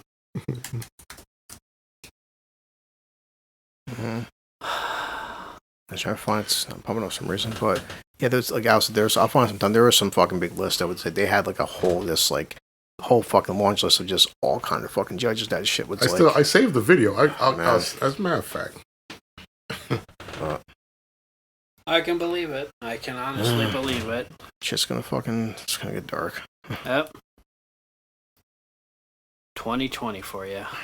2020. Yep. Yeah, we're in August, so we got like more time. Yeah, we got 4 more months of pure fucking insanity. Winter is coming. It's gonna be like, down in New York now. Apparently, there's polar bears, but where the fuck did polar bears come from? Chainsaw polar bears are coming out of nowhere, you motherfuckers. Oh shit. So Krampus and Santa Claus have teamed up and said, fuck it, you're all naughty this year. Prepare to die. Like, what is this, Futurama? Damn you, Krampus. Yeah. Hey, I'm not going to lie. I saw that movie. It was actually pretty goddamn good. It wasn't bad. I loved it. That had a twist ending, too. Yeah. Fuck, that messed you up. Well, it's based on real lore, so... Yeah. It's pretty interesting. You got all these happy Santa Claus movies where everyone gets what they want in the end. Like, oh, a little circle jerk. Yeah, I love Christmas Vacation because that was the most fucked up movie. Like, that's Christmas. You plan something and it goes horribly fucking wrong. Yeah. Loved Christmas Vacation. Krampus came out and like, holy fuck. I will punch a doll in the face.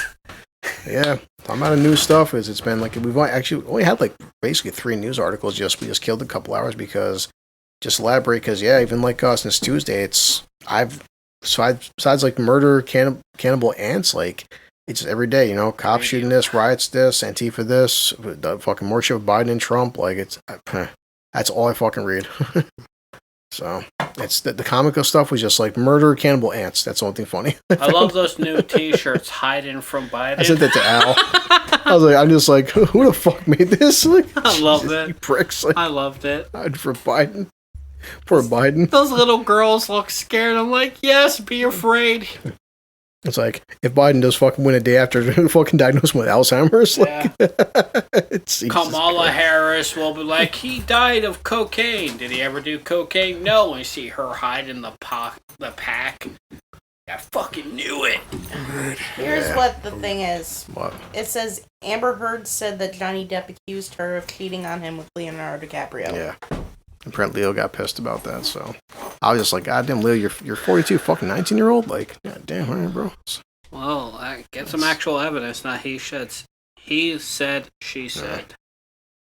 Yep, this is 4 days ago. It says, Leonardo DiCaprio bans Johnny Depp from Hollywood after Amber affair rumor. Bans him from Hollywood? Oh. Yeah, apparently he tried saying, like, Johnny's never going to work in this town again. It's like, what the fuck? Who the fuck is Leonardo DiCaprio? It says Leonardo DiCaprio is allegedly furious at Johnny Depp for dragging his name in his recent court hearings. I'm going to throw one thing out there, and it's going to piss people off. How long did it take Leonardo DiCaprio to get an award from being an actor? Mic drop. I mean, yes.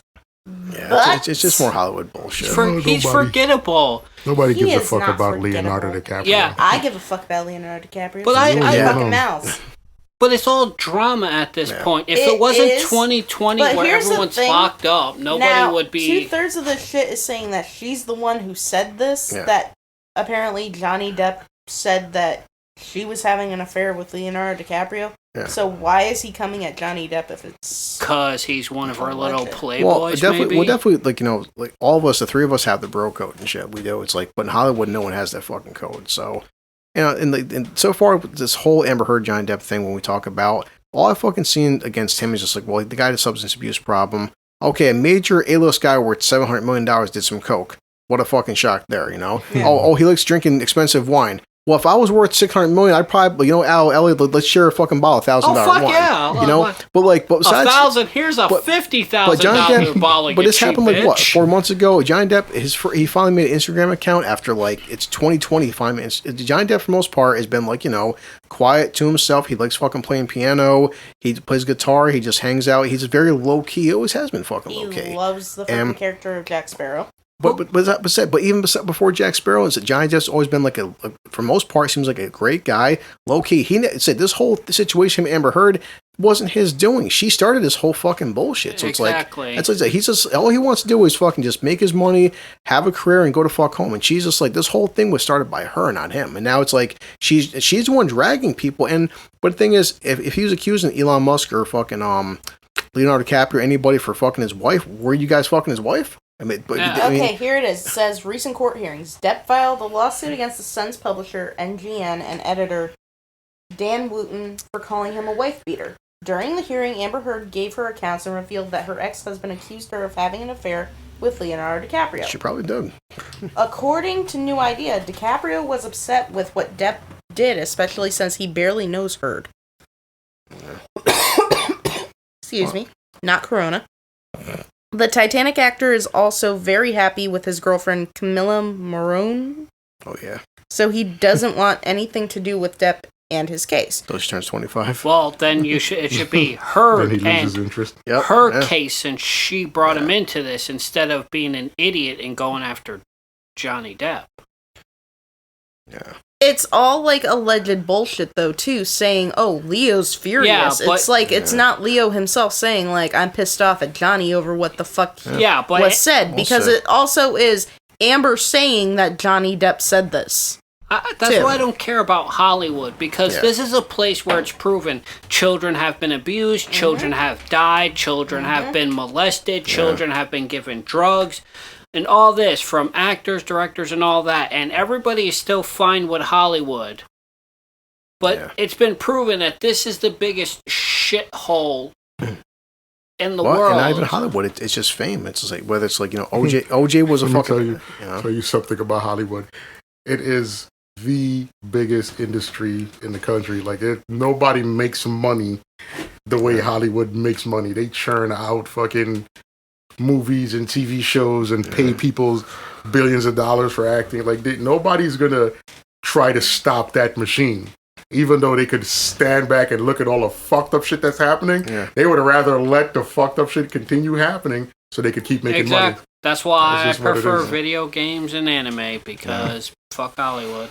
Yeah, it's just overall the thing I just keep telling people, whether it's an actor, comedian, anybody out there, any kind of a YouTube fucking star, a Twitch, just be careful who you. This is why I said I prefer to have my son worship you look up to a fireman, a military fucking vet, a doctor. Stop having your freaking kids try to look up to athletes, because this athlete your kid's idolizing could be a pedophile. The problem is there. As a parent, when you idolize an athlete, then you can't. How do you justify telling your kid not to look up to an athlete when there's guys grown ass men that will paint their face and fucking wear the fucking uniform of a team they like and wear the jersey of their favorite quarterback, and these guys those guys aren't gonna tell themselves not to idolize fucking athletes. That's the problem. I feel weird because I've always hated sports. All of them. I'm just saying, but sports is just one. It's just one aspect, because there's people said who idolize Bill Cosby or actors or directors. There's just some people that they idolize people out there, and it's not saying don't look up to people by any means, but just also be cautious, because these people may have especially in Hollywood, because those people are just human and they will let you down. Exactly. Or politicians. Of course, this is also all through a fucking tabloid too, and there's actually saying rumors debunked. The court is currently on recess, and the judge will reveal his ruling in the coming months. It's going to come down to, like, a final decision, but the whole point with Depp and her is just, like, it just shows more of, like, Hollywood and their bullshit, and just the guy just wants to fucking make his money, go the fuck home. It's like, he wants nothing. Exactly. He even told her, this was the agreement. Hey, listen, you go your way, you go left, I go right, here's your settlement, here's your $10 million, I want to just get away from me. It's divorce, it's over, leave me the fuck alone. And she just had to keep dragging this shit the fuck out. It's like, so now he's like, you know what then? You want to drag this shit out? Now I'm going to drag this shit out. And so, whatever. Happens in fucking real life too. Happens even not Hollywood. How many guys want to divorce their wife? Hey, listen, go your way, go my way, and she just hops on social media and fucking destroys her husband or her boyfriend. Like, how many guys? All three of us here, and even Sue. It's like, you break up with your girlfriend. Hey, we broke up. You cheated on me. Let's just get the fuck over it. And she will just eviscerate your Twitter account, your job, your credit history. It's like, we broke up. Leave me alone. Fuck. I come from the old day with the dumbest excuse. He was not emotionally there or mature. And my favorite, like, he had a small penis. My God, are we still... This is the thing that I've always heard from every chick. Like, he was not emotionally there. Yeah. You're right. I wasn't, because you're acting like an idiot. And I looked at you like an idiot. I dealt with this in high school. My first, like, technically, like, kind of serious girlfriend, she broke up with me. Okay, I was 17, she was 16. Like, after we broke up, we just went our separate ways. And of course, she's telling every single person in the school about all this shit about me. And I'm like, listen, you broke up with me. You wanted to end it. We're kids, but, like, don't sit there and start saying, like, I'm a girlfriend beater and I'm cheating on you. I did this, I did that. Like, you broke up with me. Just go your separate ways. Why do you need to break up with me? Then try to just destroy my entire social life, and then tell my new girlfriend how horrible I was. Like, you ended it. Like, fuck, man. I had no social Jesus life. Christ. How dare he get a new girlfriend? You ended it, bitch. Like, fuck. How dare he get someone better? How dare you? How dare you? It was fucked up. I'll say this, but believe it or not, just ending it and walking away sometimes has a worse effect than holding on. Because I've always been the guy, like, when it's over, I'm done. Like, I'm not fighting to hold on to anything. Yeah. But sometimes girls resent that shit. It's like, if you like walk away and don't look back, and they're like, yo, this motherfucker is just gone. Like, they don't like it. Like, they want I don't know what the fuck they want. I can't even pretend to understand. But some girls will fucking go out of their way to fucking... If I can't have you, nobody can.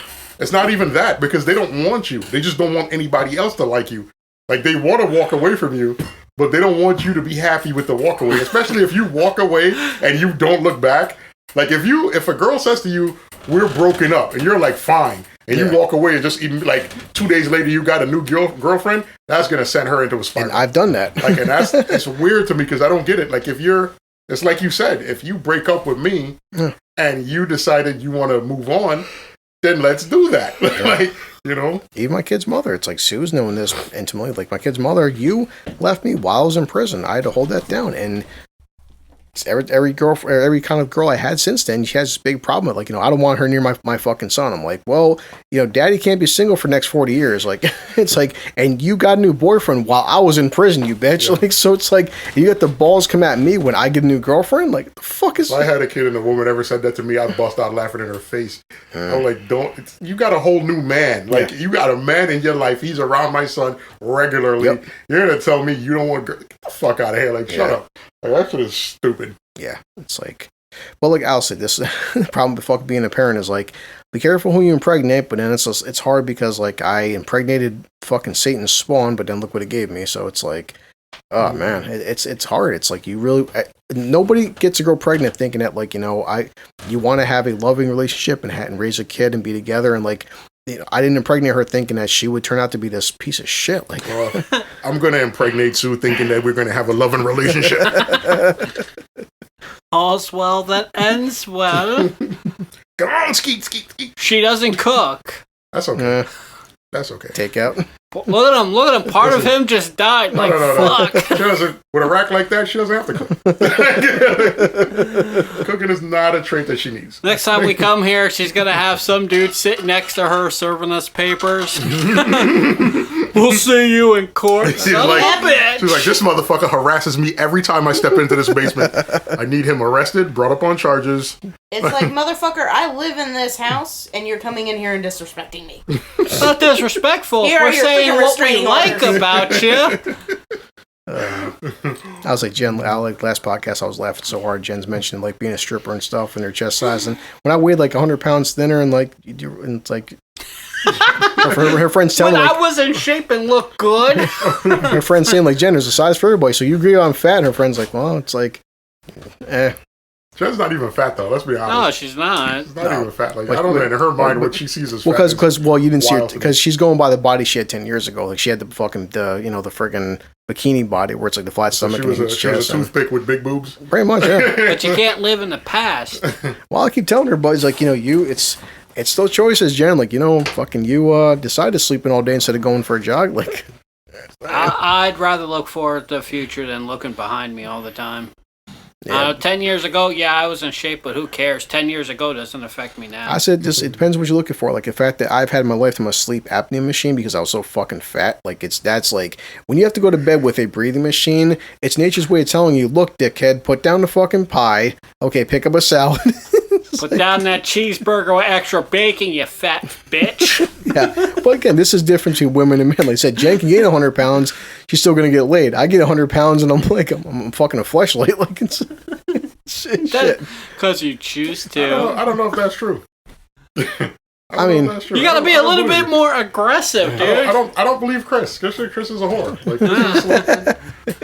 after meeting Kaylee, yes, like yeah, you had. See, that was intimidating though. Like Susie and this girl, she friggin' say she had like a belly shirt on. She's like, look at the body I have, and I'm like thinking I'd kick game if I weighed about 50 pounds. Because obviously she wanted people to look at the body she had. Damn. You're supposed to be like, holy shit, goddamn. Give her a compliment, ignore her a little bit, and just keep looking at her like, yeah, I see you. I was so looking. what? So, found a funny ass fucking meme.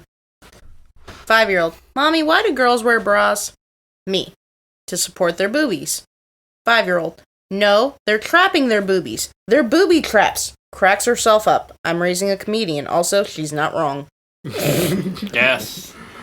Jesus. But look at how much more trouble the world would be in if there weren't booby traps. Yeah. That's true. Next podcast, I'm going to break this down with all you guys because we're coming up with 3 hours now. But because we were laughing a lot about the whole Will and Jada thing. But I do want to have a discussion about the whole like.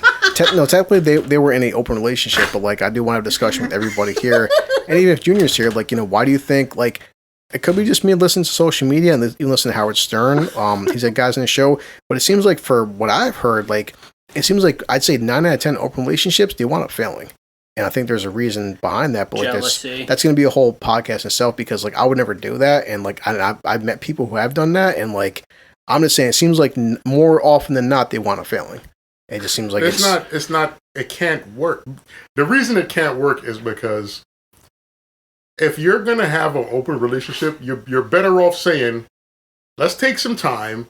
You see other people, I'll see other people. We'll reconnect in after this amount of time and see where we're at. That's a better solution as to saying, we're together, but we're going to see other people while we're together. Because it can't work. At some point, if things aren't... Like, I'll put it to you like this. If I'm dating a girl and we have an open relationship and things are going fine for her, but it's not for me, like she's meeting guys and having sexual relationships, and I'm not... Yeah.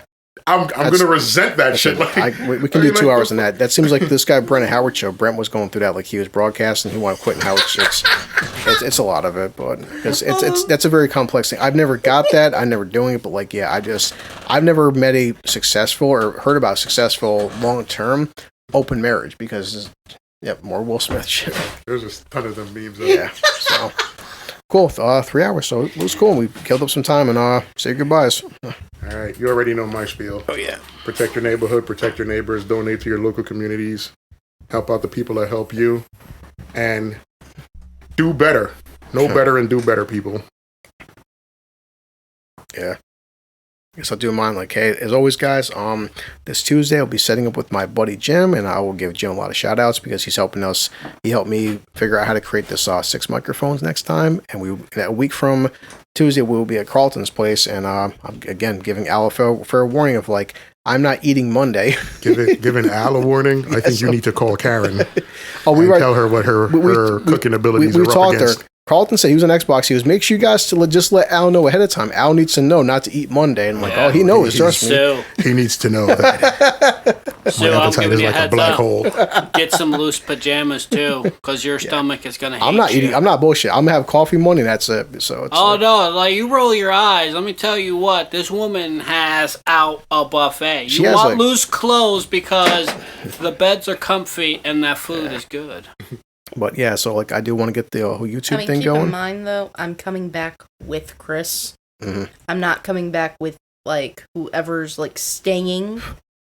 Pretty much, because isn't that the thing? Like you're coming back because you have to work. We'll figure it out. But Wait, yeah, something like I that. thought leaving Monday night and coming back Tuesday night. Yeah, well, that's my plan. But no, it's That's up, going to be everybody's plan. Like, I don't. Nobody's going to stay past that point. Like, yeah. I we're all thought gonna- you were going to stay due to the fact of how good the food's going to be. No, I can't stay because if I stay, I'm going to break He's gonna get arrested. the account of, Carlton and Karen, because they're going to think like, yeah, we could cook for Al, and then 3 weeks and they're going to be like, we're bankrupt. And, so I'm going to do them the favor of just hanging out for one day. Yes. So It's gonna be bring fun, some loose pajamas. You're gonna need it because your stomach's gonna fucking hate you. And But, I still have loose pajamas. But as always, guys, I just read about I won't get into this right now, but another article about the whole stimulus package. It's probably not gonna fucking go through. I made a comment today on a Facebook page, like saying I truly feel bad for anybody out there because the four of us are we're not financially rich, but we're not fucking starving We either. still have our jobs. Yeah, and we're all trust me, we're all eating pretty well.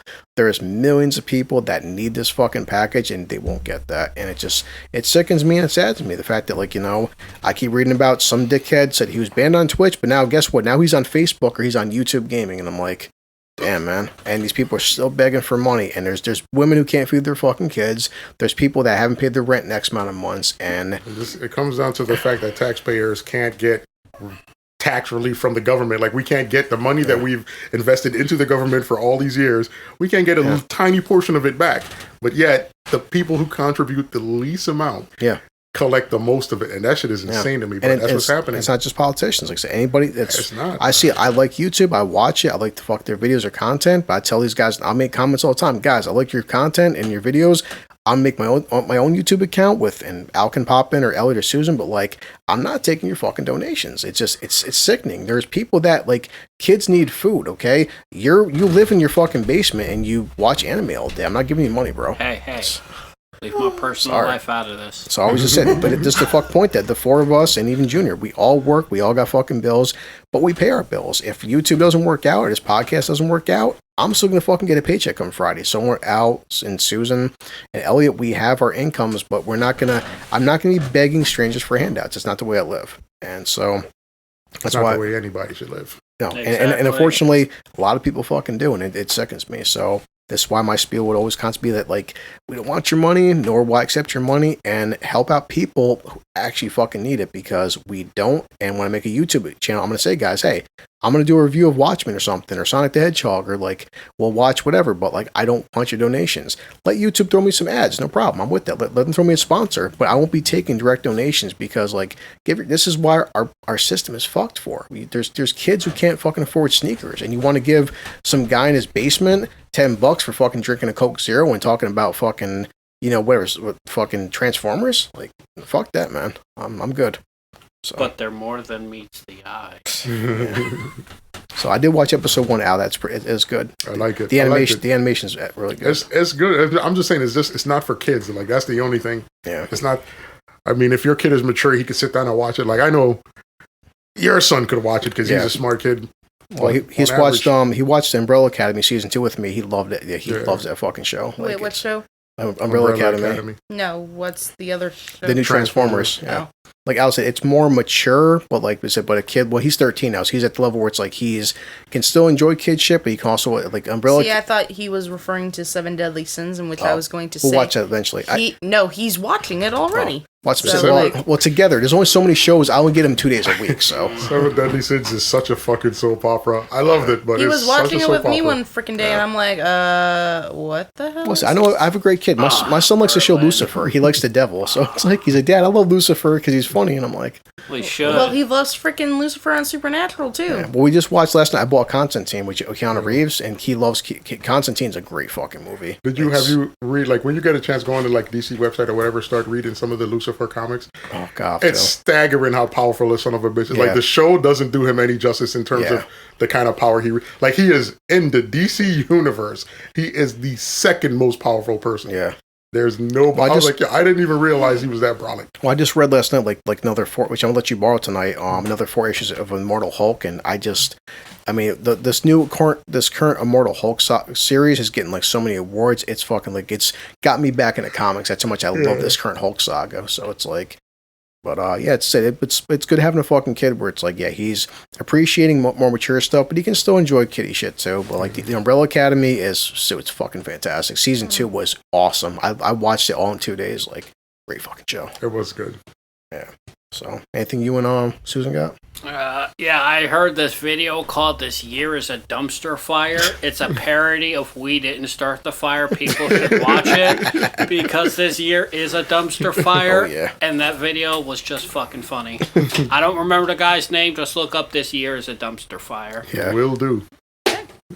I just want to say no my baby. one encouraged Al in any way, shape, or form. Elliot still puts people in the trunk of like a car if he finds it, and Chris was hit on by a dude. I have no regrets. So, Hey Sue, can you help me change my tire? It's in the very back of the car. I had a lot of drinks and a lot of back massages, and I'm not. He's I'm a questioning it now, and that's the he's creepy questioning part. his masculinity. See, at least in prison, I got back rubs. I wasn't given free drinks. Now it's like, so this felt worth it. Like, I got some. Prison, nothing is free. He's buying me drinks. I'm like, I feel so stupid. I feel guilty, but I'm like, this guy's rubbing my back. But it's like, Chris, here's like your 4th rum and coke. I'm like, well, thanks, buddy. Like, shit. Thank you for using that third thumb to rub that that little part of my back. I came home. Like, I slept like a fucking drunken baby. I'm like, God, I'm massaged and I'm drunk and I'm full of chicken wings. And I talked to a hot chick for an hour and it's way outside my league. Like, shit. And she's putting her tongue inside his drink. Like, no, it's called confidence. Trust me. With enough of that, any chick. She was oozing confidence. Yeah. You just weren't picking up on her vibe. Chris should have oozed that shit. Oh, wait till you talk to Jen. Jen tells me and Susan, yeah. she's like, hey guys, Chris, don't fall in love with my friend. I'm like, Susan's like, we both fell in love with your friend. She's like, don't fall in love with her. Oh, she's got over her boyfriend. I'm like, oh, let me guess. She's a good looking woman. She dates nothing already but. said her and I are in like a relationship, so. Wouldn't surprise me. I got the camera.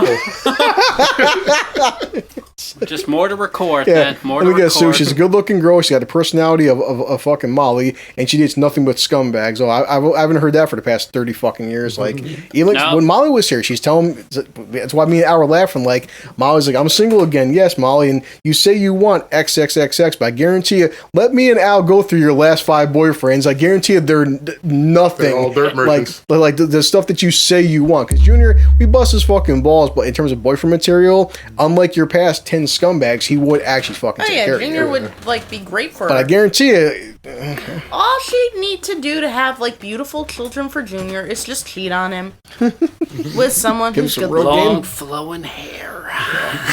But, what is with you with the long flowing hair? But Jen said she's like, Chris, I told Kaylee about this podcast. Like, Anthony, want to bring her down? Like, let her fucking meet Al and Elliot. So. Oh God, brother, this will be fun. Yeah. Lord help this girl. So. Like, hey, what are you trying to get to at the bottom of that glass? Maybe I can help you. Yeah, that body just like, oh God. Al's gonna be singing and tap dancing when he's. Either way, have a good evening, guys. Yeah, so it was fun. 3 hours and nice. Well, we had fun. All right.